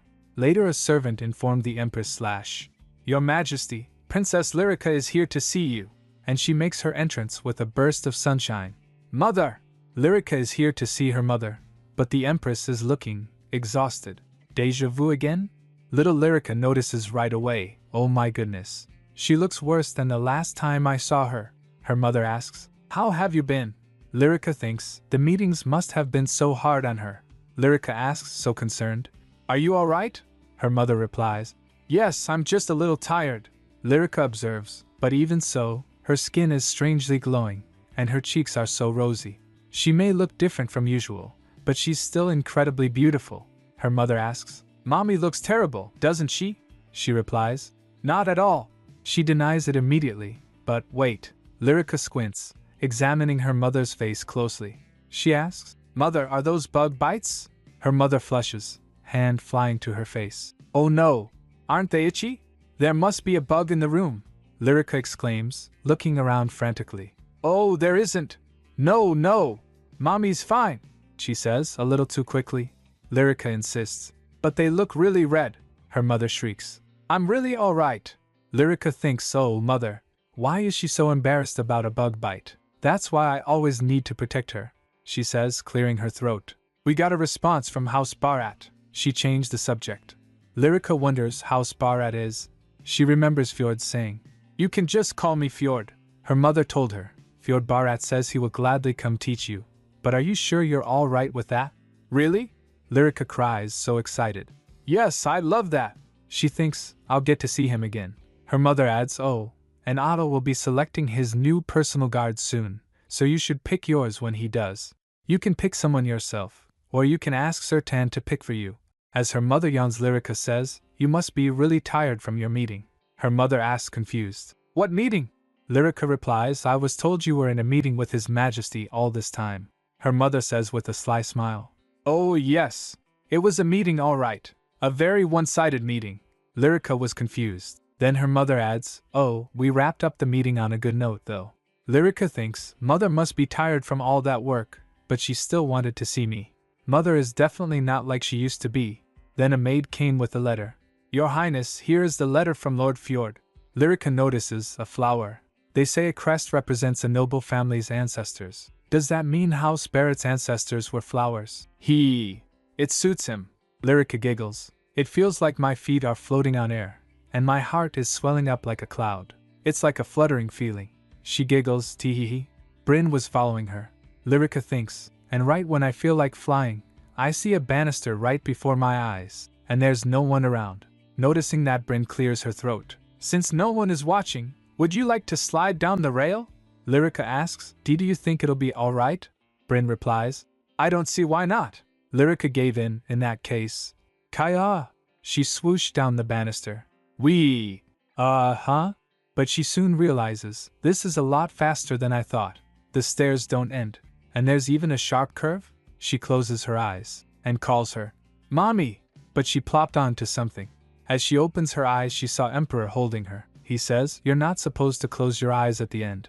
You need to see where you're landing. The Emperor asks Bryn, Don't you think that was rather dangerous? She bows, I would have caught Her Highness if your Majesty hadn't caught her first. I didn't know cleaning the banister was part of the princess's duties, the Emperor says, teasing. Lyrica says, I'm sorry. He asks, Sorry for what? She says, for sliding down. He teases, You're sorry for cleaning the banister? She was embarrassed, noticing that the Emperor says, Oh, I'm not trying to make you tell me what you did wrong. I'm asking because I really don't know why you'd be sorry about something like that. He picks the letter and asks, Since you have this, you must have gone to see the Empress. But why House Barat? Lyrica replies, I'd like to invite Fjord Barat as my guest. The Emperor says, Sometimes no, very often. I wonder what is going on inside the Empress's head. He handed back the letter. Here. He was all sparkling. Lyrica says, Your Majesty, you must be happy with the results of the meeting. He asks, What meeting? Lyrica says, I thought you had a meeting with Mother. He replies, Oh, it was quite satisfactory. Lyrica says, I see. He clears his throat. Did you ask your mother the same thing? She says, HM? Ask her what? He says, You know, about the meeting. Lyrica replies, Oh yes. He asks, What did she say? Lyrica told, She said you left things on a good note. He asks, Is that all? She begin, well. Suddenly he grabs her and glares. Tell me the truth. Lyrica was taken aback. Nervously she replies, She said it was a one-sided meeting. The Emperor was quite shocked. So did Bryn. He explodes, then frowns, Yes, it was one-sided. Bryn thinks, Your Majesty?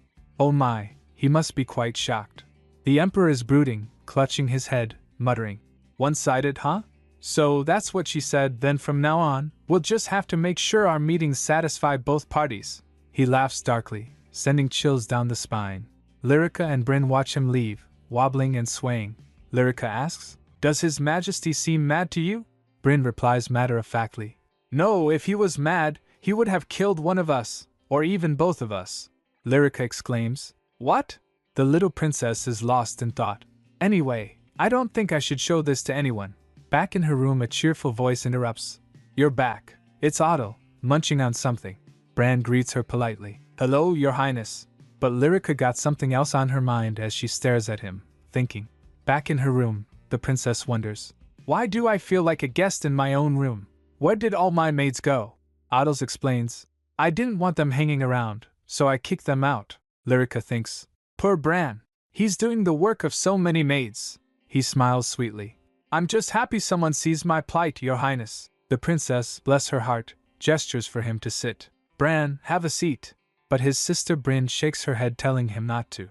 Brynn quickly turns. Excuse me, Your Highness. I'll be right back. Bran, pouring tea, says. The maids are going to get an earful. Lyrica asks. Why? Bran explains. They should be waiting on you, but they can't because of the crown prince. The princess says. But Adel has a higher position than me. Bran interjects. Well, that's not exactly true. Adel, still munching, Lyrica says. Then, are you saying he barged into my room and acted like he owned the place when he wasn't supposed to? Adel nods, and suddenly, the princess is getting fiery. Don't you know that you're overstepping? Adel, unfazed, replies innocently. But I thought we were family. The princess stutters. Really?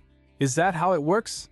Adel grabs her and pulls her close. She protests. Your Highness. But Adel just smiles down at her. Call me Adel. Ugh, she says. Adel, you're just like His Highness. Adel, clearly taken aback, says. What? What do you mean I'm like him? I've never noticed a resemblance before. He squeezes her cheeks. She says. I mean how you act, not how you look, he says. But my uncle is clearly a foreigner with desert people blood, he thinks, while he stretches her face. But if you think about it, that might be the one thing I have in common with my uncle. He's an emperor with obscure ancestry. His mother had no connections to the imperial family, so he was considered illegitimate. Then she remembers. Come to think of it, Mother told me to pick a personal guard. Otto gasps and looks at her. She adds, let's pick one together. Otto cuts her off. No thanks. The princess is shocked. Huh? Do you not need one, Otto? Otto explains. Well, my personal guard of 8 years did try to kill me. But he reaches out and pats the princess' head. She whispers, I'm worried about you. Otto flinches at her words and he remembers his father's word. I'm worried about you, Otto. He says, whoever I pick could end up being someone just like that bastard. Then I could help you choose. She offers. I'll have you know that I have a really good sense of these things. Otto eyes her skeptically. You do? I'm not sure about that. She jumps off the chair, determined. Hey, don't look at me like that. I can tell what you're thinking. It's true. I'm also really good at sensing danger. To be honest, I had a bad feeling right when that bad man appeared.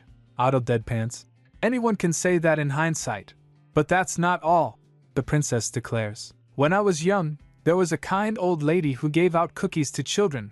All the children loved her, but I thought there was something off about her. So I didn't eat her cookies or go to her house. She pauses dramatically. But my goodness, it turned out that the old lady was a human trafficker. Adel and Bran visibly flinches as she continues. And there was a man I didn't like who was popular with children because he gave them jobs and pocket money. But later, it turned out that he did bad things to children too. Bad things? Adel asks, concerned. She reps-ons. I'm not sure exactly what he did, but he probably starved or beat them or something. I've never even been cheated out of my wages. Do you know how incredible that is? She says excitedly. And there's more, except for when I ignored the feeling in my gut. I always managed to avoid bad guys. We may not be able to pick the best, but we can avoid the worst. Well, how about it? Don't you think? Just then Otto suddenly picks her up in a hug. She gets confused. Huh? Why you're holding me too tight, Otto? She stutters. He says. Let this count as 1 raspberry. She scoffs. I'll count it as 2. He concedes. Fine, whatever. He thinks to himself. Her body is warm and small like a child should be. Even when she's mad, she's not scary at all.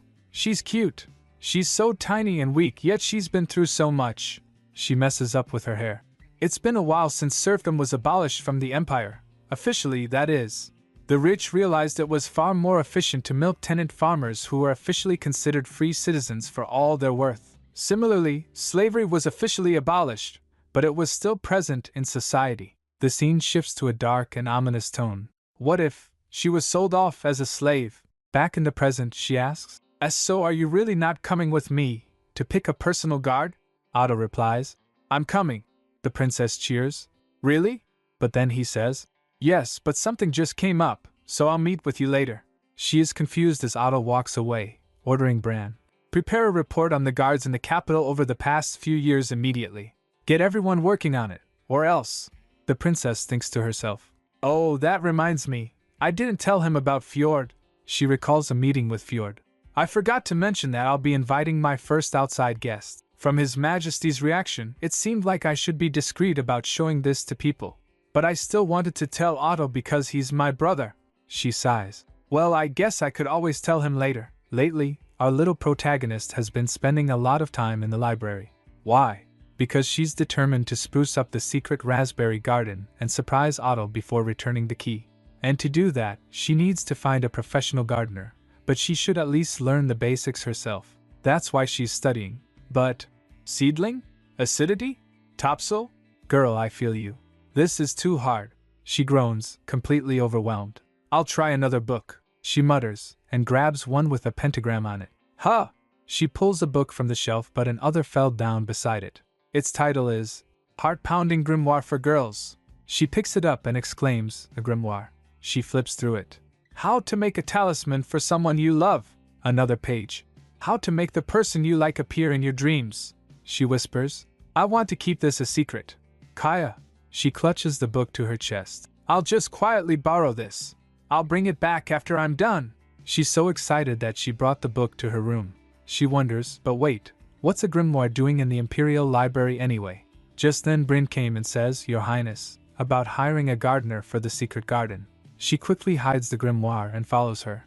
Bryn says, I will select a few discreet candidates, and then you can pick the one you like best. Lyrica's heart raced as she looks back towards the book. Later that night her heart is racing. She buries her face back in the grimoire. No, I just read that one. She flips through the pages. How to make a talisman for someone you love, and save that person from danger. This is it, she decides. I'll make a talisman for Otto. But, she settles down on her bed, and reads on. A glass bottle, clean pond water, a white handkerchief, and a gold coin. Her eyes widen. I've never even seen one in real life. How on earth is she going to get a gold coin? I don't want to get paid for working in the Emperor's study. I'm doing that for my own enjoyment. Then it hits her. Oh right, there's Yuba. She clasps her hands together, eyes sparkling. Please help Yuba get back safely. Please protect him from danger and make sure nothing bad happens to him. May he return healthy with many nice things. Also, please let me find a gold coin. Later the Emperor says, buy something tasty with this. He holds out a gold coin. Her eyes widen. He stares at her.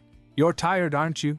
That's because you're not eating enough. But she protests. But I had 2 whole sausages for breakfast. Tan and Lack grins. The Emperor replies, no wonder you're nothing but bones, she says, but he rattles his drawer and pulls out another fistful of treasures. Buy something good to eat. She wonders, why is your drawer filled with treasures? She remembers Bryn's word. Dragons like to collect treasures and pile them up.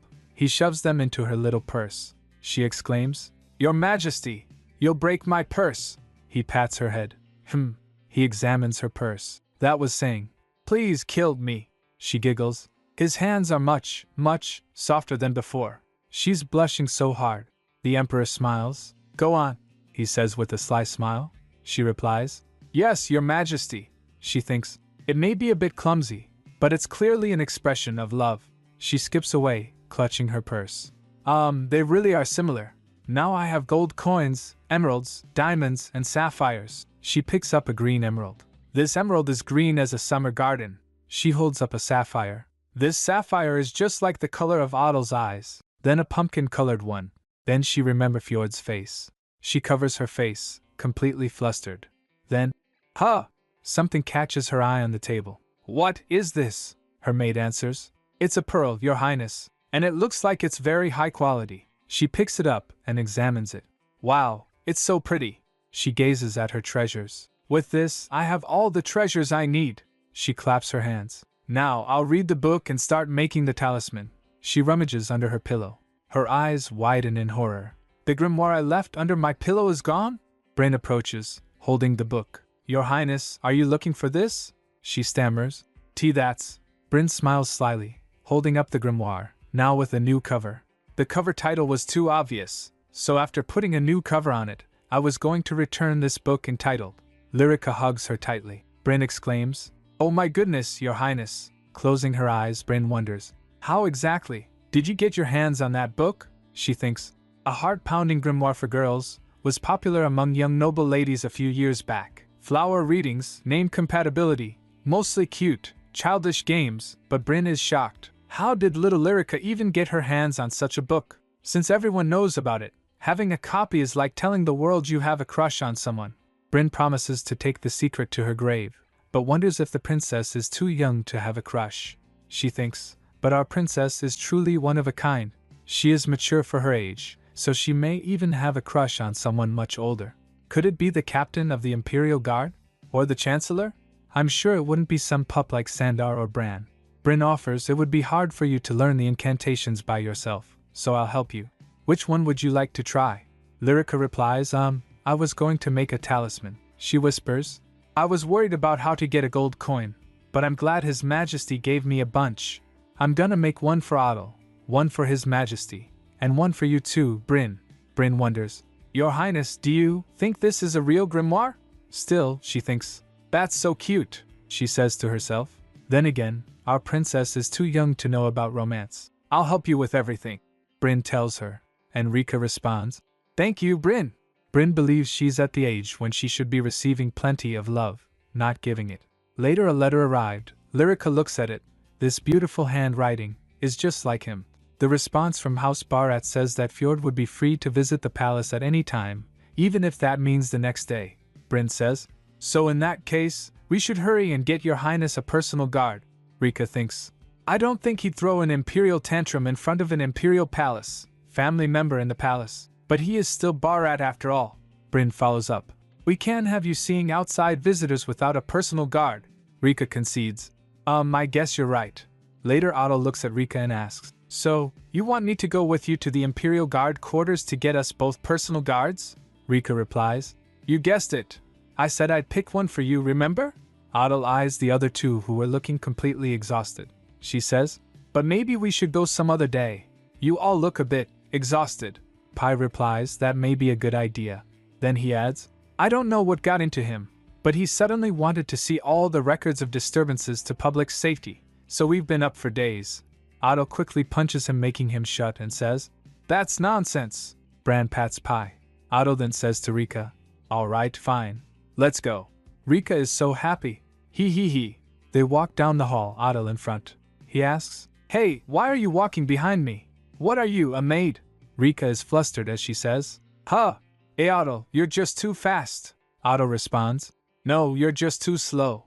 Otto asks Rika, Do you know how to ride a horse? Rika replies, No. She thinks, Not only have I never ridden a horse, but I haven't even seen anyone else riding one. But I have seen horse-drawn carriages. Rika continues in her thoughts. I heard you can see people riding in parks, but I never had time to go to any. Otto tells her, You really should learn how to ride, you know. He touzles her hair. Then, he says, But for now, I think this should do. He lifts Rika into his arms. Ugh, not again, she mutters. Pi looks at them concerned. At the Imperial Guard quarters, a guard says, My apologies, Your Highnesses. The captain hasn't returned from the Imperial study yet. He's still working. Otto says, I guess we won't be able to find any personal guards for us today. Tan isn't here, so how about we come back next time? Rika whines. I wanna wait. Determined, she thinks. If we don't do this now, Otto could change his mind later. Otto says, Suit yourself. Rika looks at the surrounding and observes. So this is what the Imperial Guard's weapons look like. Just then someone came. She looked up. Huh! Sir Lauv? She says. It's been a while. He flinches at first, then bows. Greetings, Your Highness? Rika asks. Did Tan give you my message? Lauv asks. I beg your pardon? She thinks back to when she said some harsh things to Lauv. Lauv replies. Oh, yes, he did. Rika follows up. That's good. Rika asks Lauv. Why aren't you in your uniform? Are you on holiday? Lauv pauses, looking down, and replies. No. Suddenly, Rika is overwhelmed with a strange sensation. Her mind beeped like sensing danger. Huh! Lauv says. I am to return to my hometown. Her mind kept beeping. The sensation lingers. Lauv stands over her. Huh! What's happening right now? She wonders. Lauv is leaving? Remembering the incident with Ruan, she thinks. It feels just like it did back then. But nothing has happened since. Everything has been fine up till now, right? Looking at Lauv, she thinks, "Huh, what's going on? What should I do?" Bryn asks, "Your Highness?" She was gasping. Rika thinks frantically, "Should I?" Just then Otto grabs her and asks, "What's wrong? Is something the matter? What did this bastard say to you?" He grabs Rika protectively. Lyrica replies, "And no, it's not like that." The little miss is gasping. "Ha!" But she steels herself. "I'll be fine. Otto is standing behind me." Yes, it's alright. But Otto is clearly not okay. Just then beeping slowed down. Oh, she realizes. Maybe Lauv going back to his hometown is the problem. So, if that's the case, she thinks frantically. Lauv! Can't he just stay and not go back to his hometown? She cries desperately, "Lauv, will you be my personal guard?" Gee. Lauv is taken aback. Otto questions, "What?" His expression softens as he looks down at her. He asks, "Do you really mean that?" She nods, determined. "Yes. But if you don't want to, I can't force you." She sighs, realizing. The warning siren is fading. Stopping him from leaving really was the answer. Lauv replies, "But sadly, I am no longer a knight." She's not giving up, she asks. "Can I just hire you even if you're not?" She shakes him excitedly. "I don't know if I'll be able to pay you a lot of money, but..." Otto's had enough. "Hey, why would you want to hire someone like him?" He turns to Lauv. "You're a wolf, aren't you? If you were on your way home, you were probably just unqualified." Lauv looks away, but Otto is relentless. "Am I right? You shameless bastard! Unqualified?" The little girl wonders. "What does that mean?" "Wait, let go, Otto. That's not the point right now," she yells. Otto tries to reason with her. "Stay still. You just don't know what you're talking about." But she won't hear it. "Otto, you stay out of this." "Hiya!" She shoves Otto away. He is so shocked and blushing. She declares, "I don't care if he's not a knight. If he'll let me pay him, I want to hire him." She offers, "I'll pay you 1 pearl." "What do you say?" She remember the words. "This pearl is very high quality, and it's incredibly valuable. It is a very rare object that would cost as much as the seller asks, so that should be enough for him, right?" She thinks, "Humph, and I'm using my own allowance anyway." Lauv is taken aback by her earnestness. "I guess you really do mean it." She's clinging to Otto. He says, "Would you just get off of me. You're scraping against my buttons." She glances up at him. Lauv looks down at her face, and finally says, "I'll do it." And just like that, the ominous feeling vanishes. She realizes, oh, the warning sirens completely stopped. That ominous feeling is gone. And suddenly, she feels stronger. Lauv kneels in front of her. She gets confused. Otto clicks his tongue and raises her hand with his. Lauv grabs her hand and kisses it. She exclaims, "Wow." Lauv promises, "I'll do my best to serve you." She thinks, "This is the first time I did something to change that feeling of danger I get. I had no idea I could change it this whole time. I don't have to run away anymore. I feel so much stronger now." Just then someone knocks at the door. "It's Tan," he asks. "Can somebody please explain what's going on here?" After they told him, he says, "So, Lauv will be serving you, Your Highness?" "Mm-hmm," she confirms happily. He contemplates the situation. "Well then, does that mean I only have to show His Highness candidates for his personal guard now?" Otto confirms. "Yes, she'll choose someone." And then she adds with confidence, "I have a great sense for these things, you know." He seems skeptical. The candidates arrive, lined up perfectly. She took a focused look at them. Then she whispers to Otto, and he points out the candidates. Ten gets quite shocked at her choice. Otto leans in conspiratorially. "If you like both, we can hire both. They can always work in shifts." After that he left saying, "I'm pretty busy, so if we're done here, I'll go now." He took pie and bran with himself. Then Tan asks her, "Did that sense of yours tell you to disqualify 3 out of the 5 applicants?" She replies, "Well, I didn't think they were bad people. They just weren't that impressive," she says internally, "and I didn't hear any warning sirens like I heard with Lauv." Tan sits in front of her and asks, "Did you know that Lauv was supposed to leave the Imperial Guard today? Did he impress you that much?" Her immediate answer is a flat no. Little Lyrica adds, "I had a really bad feeling at first. I felt my back clam up out of fear, but that was because he said he was going to his hometown, and I felt better once I hired him." Lyrica asks Tan, "But Tan, you're from the same hometown as Lauv, right? Did something happen there?" Tan thinks for a moment. "No, I'm sure the wolf territory is fine, but..."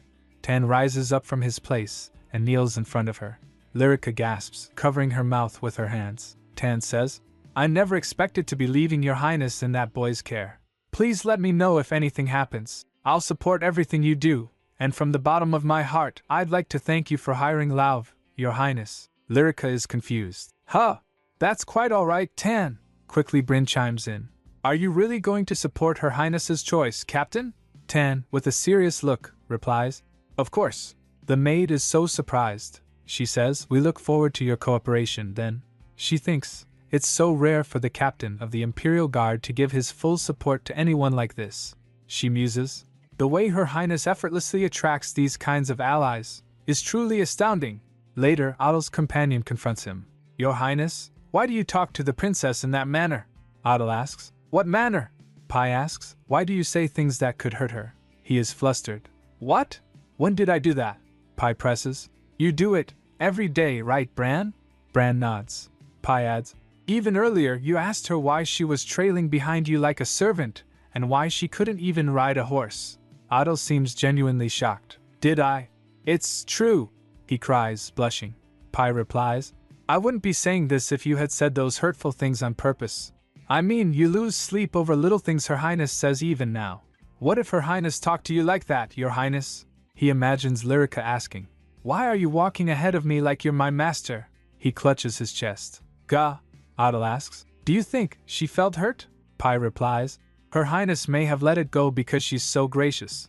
But if you keep doing that, I think you could really end up hurting her someday. You should be careful from now on. He covers his face, mortified. I'll try. Pai gets closer. If it's really bothering you, why don't you give her a gift? Meanwhile, Lyrica and her entourage are walking down the hall where Lauv was waiting for them. She stepped forward, offering her hand towards Lauv. Adel asks, A gift? Pai reminds him. Didn't you receive another gift recently? I'm talking about the halflinger with the pretty, cream-colored mane. How about giving her that small pony? Her highness is still small, so it might be nice for her to ride it around the Sun Palace. Taking his hand, Lyrica happily says, Did you know? I have a guest coming tomorrow. It will be my first time inviting an outside guest for tea.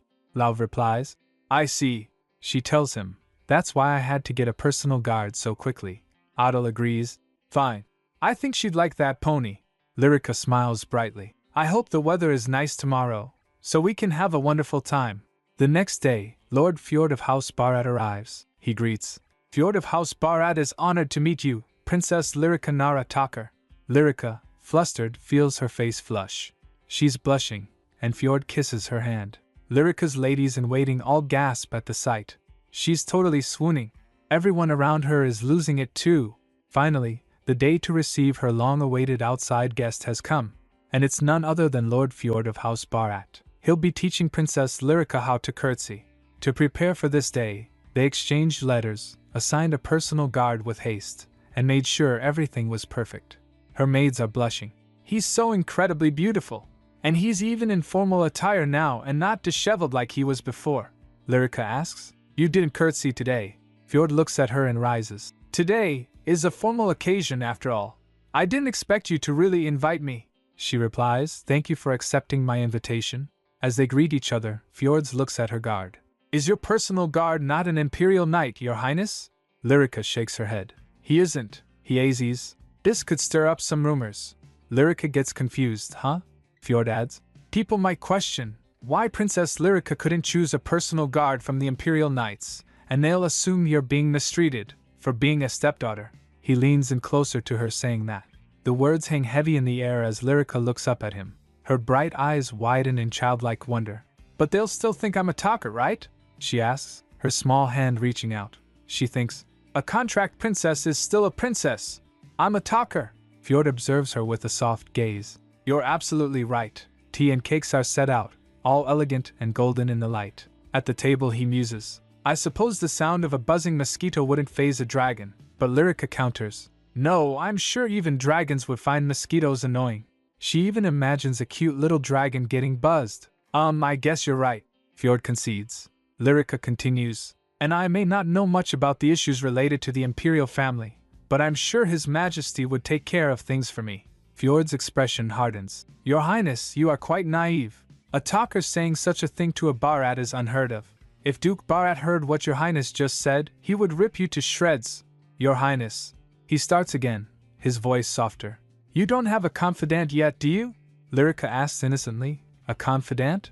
Does Bryn count? He points out. She is a servant, he azes. As a member of the imperial family, you need a confidant to inform you of the latest news about high society, including conflicts between noble families. He or she could be a child around your age from a noble family. Lyrica thinks about it. Aha! Is that what Pi is to Otto? She replies. I guess I don't have one. I knew it, he says. Then I assume you don't know the rumors about your mother, the Empress Sither. What? Lyrica is visibly shocked. Did she get detained after causing a disturbance from drinking too much again? There she goes again. She just couldn't kick her habit. He quickly reassures her. No, it's nothing like that. For example, this Castella sponge cake has been popularized as a trendy dessert by the Empress. This? Lyrica is surprised. He continues. And besides this, all the desserts that come from Her Majesty's salon have been sensations for their understated yet sophisticated sweetness and how they perfectly pair with tea. Even our chef has been trying hard to recreate Her Majesty's cookie recipe. Lyrica wonders. Really? Fjord sips his tea. And that's not all. I heard that people have been ordering the bustle dress that she wore at her wedding at all the boutiques in the capital. I think you have to wait a year to get one, even if you order them now. Oh, she also put a conceited Marchioness right in her place. Apparently, everyone found it satisfying. But the most remarkable thing Her Majesty did recently was calm down a mare that suddenly started bucking while the daughter of Baron Aaron was riding it. If Her Majesty hadn't been there, the situation could have been quite dangerous. I heard the lady's fiancé thanked Her Majesty profusely. Lyrica's eyes widen. Are all these stories really about Mother? My mother did all that, she wonders. Mother is clearly still beautiful, and she's become surprisingly sweeter, but she's still Mother. I always had to take care of her. Fjord's face is beaming as he proposes, so how about me? As your confidant? Lyrica is taken aback. Huh. He smiles brightly. Lyrica wonders. Oh, is he joking? He adds. After speaking with you for a bit, I can tell you don't have a confidant yet. Lyrica asks. Really? He replies. Yes, these are usually the kind of things you talk about with a confidant. And usually it's a confidant's job to mediate between noble families or carry out other tasks. In any case, there are many reasons someone in a position of power would need a confidant. Lyrica realizes. Oh, I see, she replies. Then maybe I'm not in a position of power yet. Do you think I haven't had any offers like that because I'm new to this position? He nearly spits out his tea. That's nonsense, he thinks. She's the only one who doesn't realize this. But there's another new person in the capital everyone is talking about, and that's Princess Lyrica. But I don't think she has any idea. Lyrica is dazed. A confidant, huh? In the slums, I was too busy working to make any friends. I wonder what noble friends do when they get together. I really like Bryn, but she is my lady-in-waiting, so I can't play with her like I would with a friend. I guess once I become a great princess, people will start asking to be my confidant, right? Lyrica turns to him. Then, can you teach me how to curtsy now? Determined, she thinks, that'll be my first step to becoming a great princess. As he performs, Lyrica asks, clapping her hands. Wow, how can you curtsy like that? He asks. What do you think about when you curtsy, your highness? Lyrica responds. Huh, well, I'd bend my knees by about this much and set the angle. Would it be more graceful if I did it a little slower? No, let's put those trivial thoughts aside for now, he says, pointing a finger. You have to think that you are the most beautiful person in the world. Lyrica gets shocked. What? Meanwhile, someone is approaching. Pi asks Otto. Are you sure you want to barge into the princess's room without warning? Otto steps forward. When have I ever told her I was coming to see her? Pi gets anxious, but still. Otto adds. You're the one that told me to get her a gift, so I should surprise her. He chuckles. Pi says. Weren't you going to apologize for speaking too bluntly? It seems like you're putting the cart in front of the horse, Brand says to Pi. Just give it up. His Highness has always been headstrong. Otto smiles. I bet she'll really like it. Meanwhile, Lyrica thinks, the most beautiful person in the world? But you really are. Well, you'd come after Mother. Fjord coaches little Lyrica on how to speak about her own beauty. Yes, now repeat after me. I am the most beautiful person in the world. Little Lyrica mumbles. I am the most beautiful person in the world.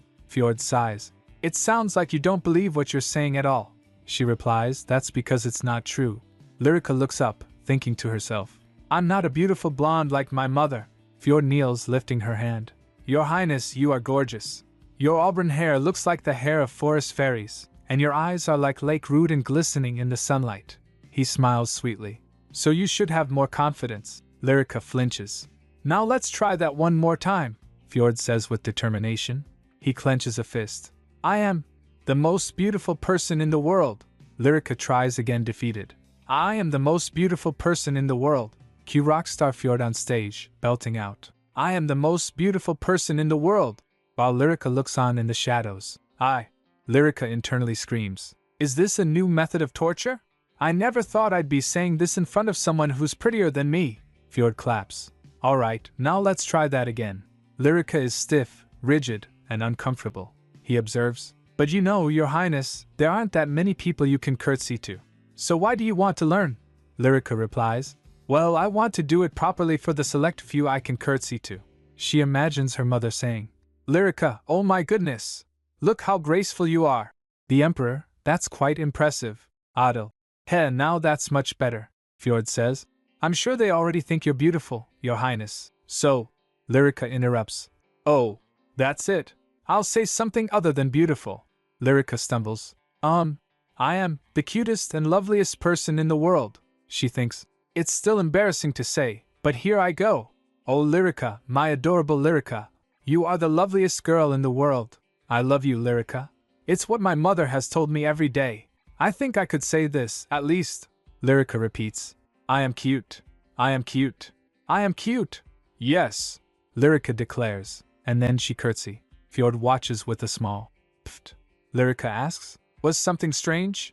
Fjord replies, no, it's not that. You just looked like a robin. Lyrica tilts her head. A robin? Fjord smiles, reaching out to touch her ribbon. Yes.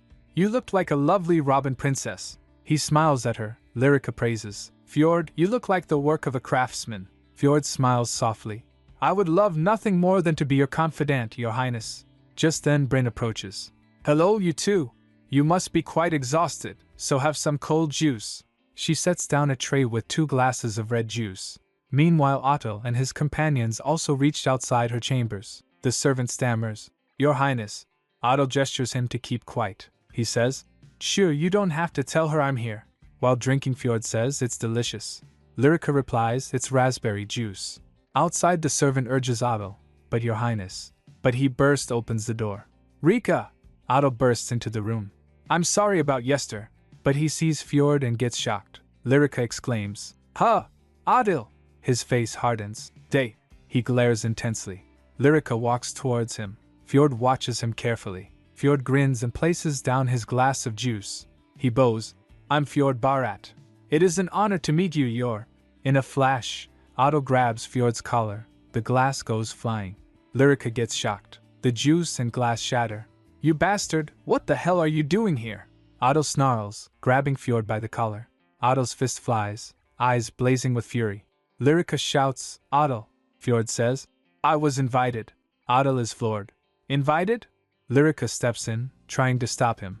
Yes, I invited him. So, but before she can finish, Otto lashes out. Ha! How dare you try to beguile my little sister? Did you try to use your good looks and your wily tongue to win her over? Pi and Bran were also shocked standing there. Fjord is unbothered. Her Highness was the one who asked to see me first. Before anyone can react, Otto throws a punch. Fjord goes down. Then, title card. Mother's Contract Marriage, Episode 42. Lyrica watches in horror as Otto attacks Fjord. She was running to stop him, but Lauv grabs her. Your Highness, you mustn't step in, Lyrica whispers. Lauv. Otto beat down Fjord. He is seething. Get lost, you Barat masterpiece. Get lost before I start wanting to see if that rumor is really true. Fjord glares. Ha! Is that right? His eyes narrow. I too am curious about. Suddenly, the room begins to shake. Clunk! Rattle! Clank! Everyone panics. The room is shaking. Lyrica wonders. Is this an earthquake? She realizes. Oh no. It's not the floor that's shaking. The objects are reacting to something. Her eyes widen. Fjord is on his knees now, but his eyes are glowing. Otto clenches his fists. You! bastard! He lunges at Fjord again, but Lyrica throws herself between them. No! I don't know what this is about, but stop it! She yells. Stop! He's my guest! Adel and Fjord freeze. If you don't stop being rude right now, she cries, I'll never forgive you! He's my guest, she whines, and I invited him. Adel is furious, but Lyrica stands her ground. She trembles. So I'm responsible for Fjord's safety. Adel, please! Just leave us! Adel is seething. What? Hey, do you know what kind of guy this bastard? Prince Adel. Bryn interrupts, trying to calm him down. This is the White Dragon Chamber where Her Highness resides, she explains.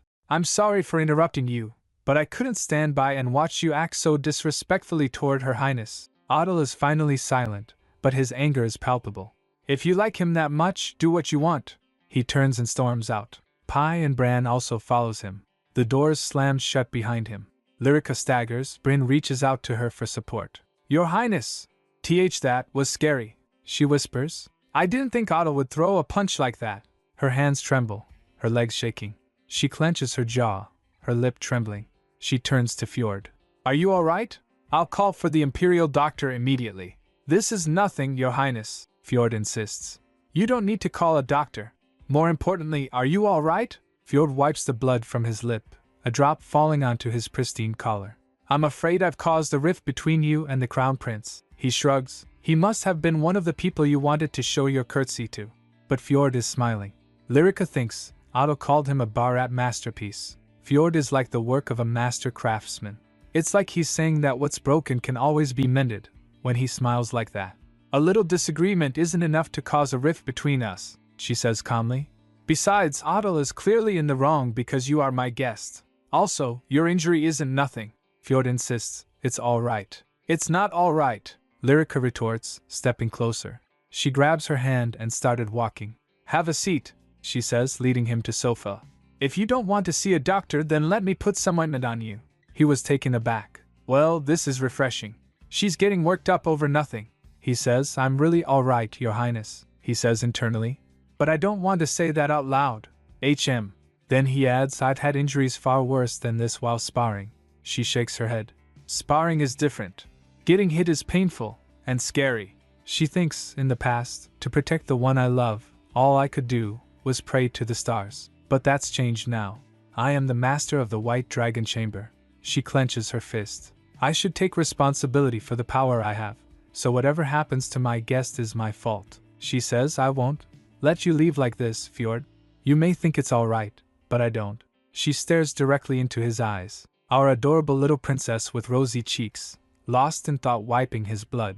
But it's Fjord thinks. You know what? In my world, a scar like this is nothing.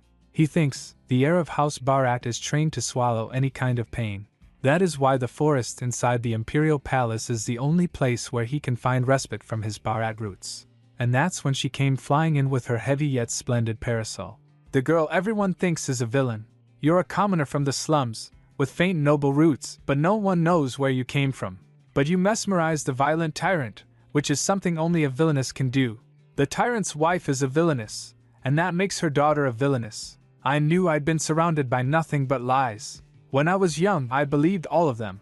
After all, children know nothing but the words of their parents. The vision of a woman with a black lace blindfold, holding a potion bottle, says, drink up. Fjord was lying down on floor, agonizing in pain.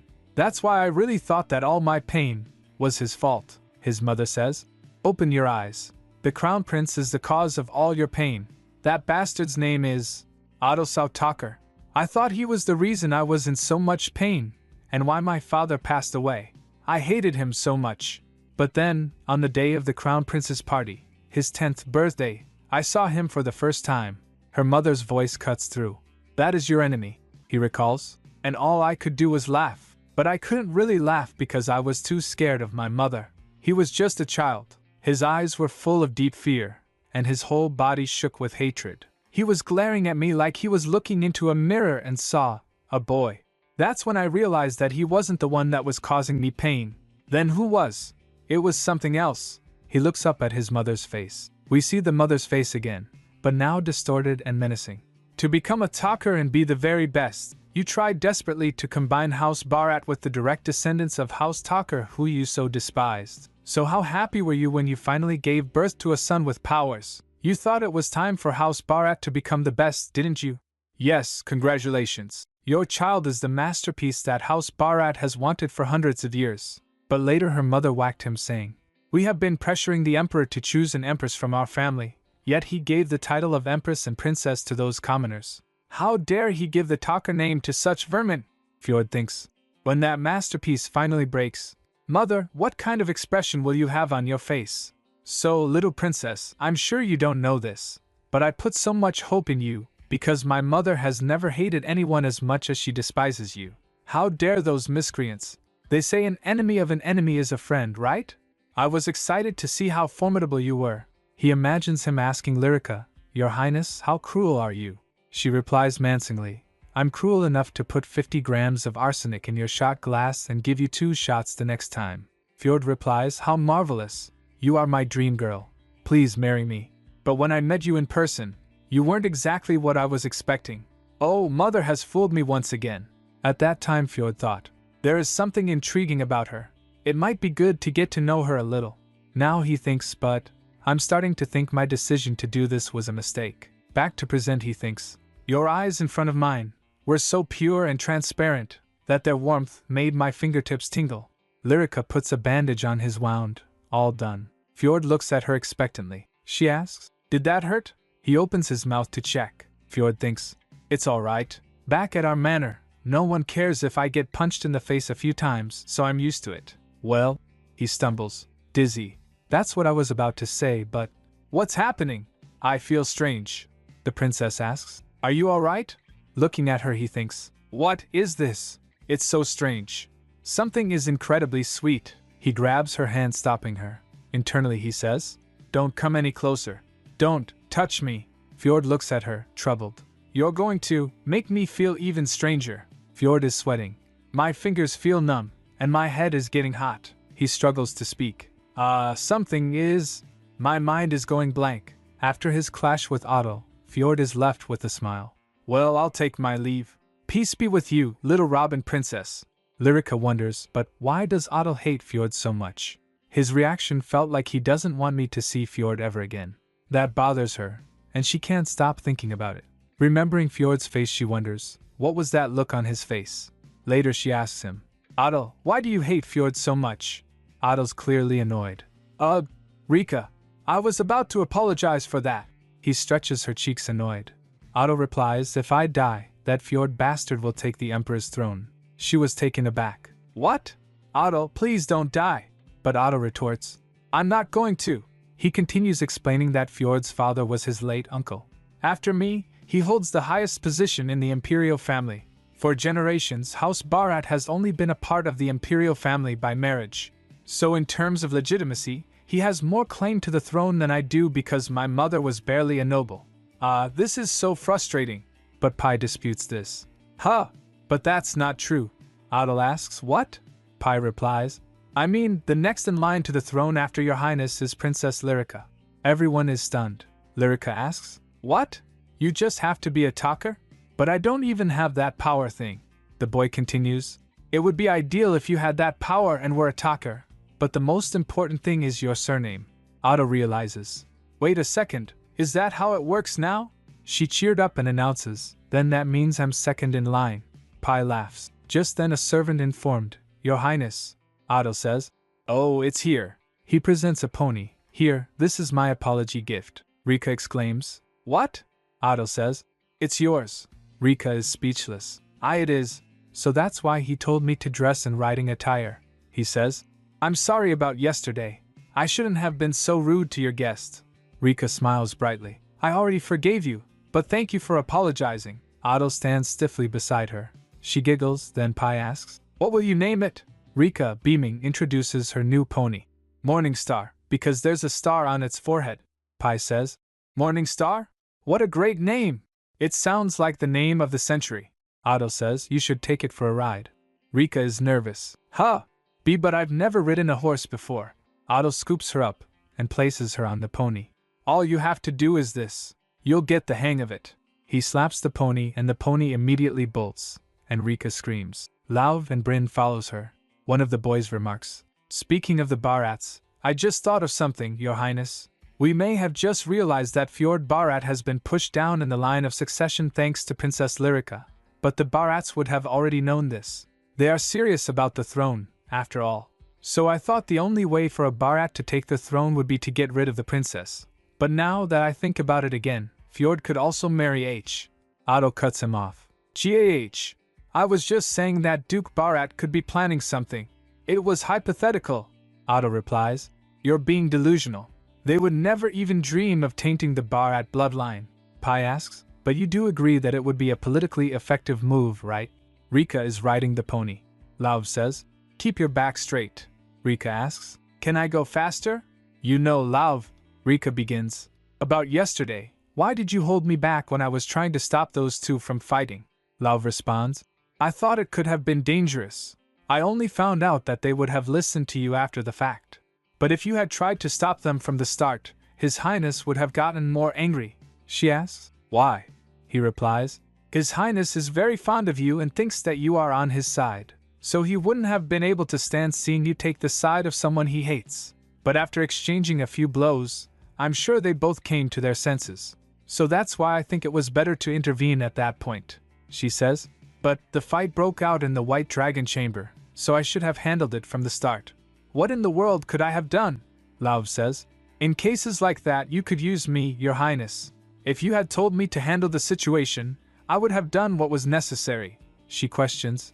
But you're my personal guard. Am I allowed to ask you to do that? Lauv pauses, then declares. I don't just want to be Your Highness's shield. I want to be your sword as well. May I do that? Rika thinks. An adult has never spoken to me with such caution before. Everyone usually speaks to me however they want because I'm still a child. That includes these people. What? But Lauv is always so careful around me. Maybe that's because I'm not comfortable with Lauv yet. In fact, I only have him with me to help me give off a more sinister aura. And I don't think of him as a close aide like Bryn. Is he being careful because he knows that I feel this way? Then she says, Lauv, let's stop here for a moment.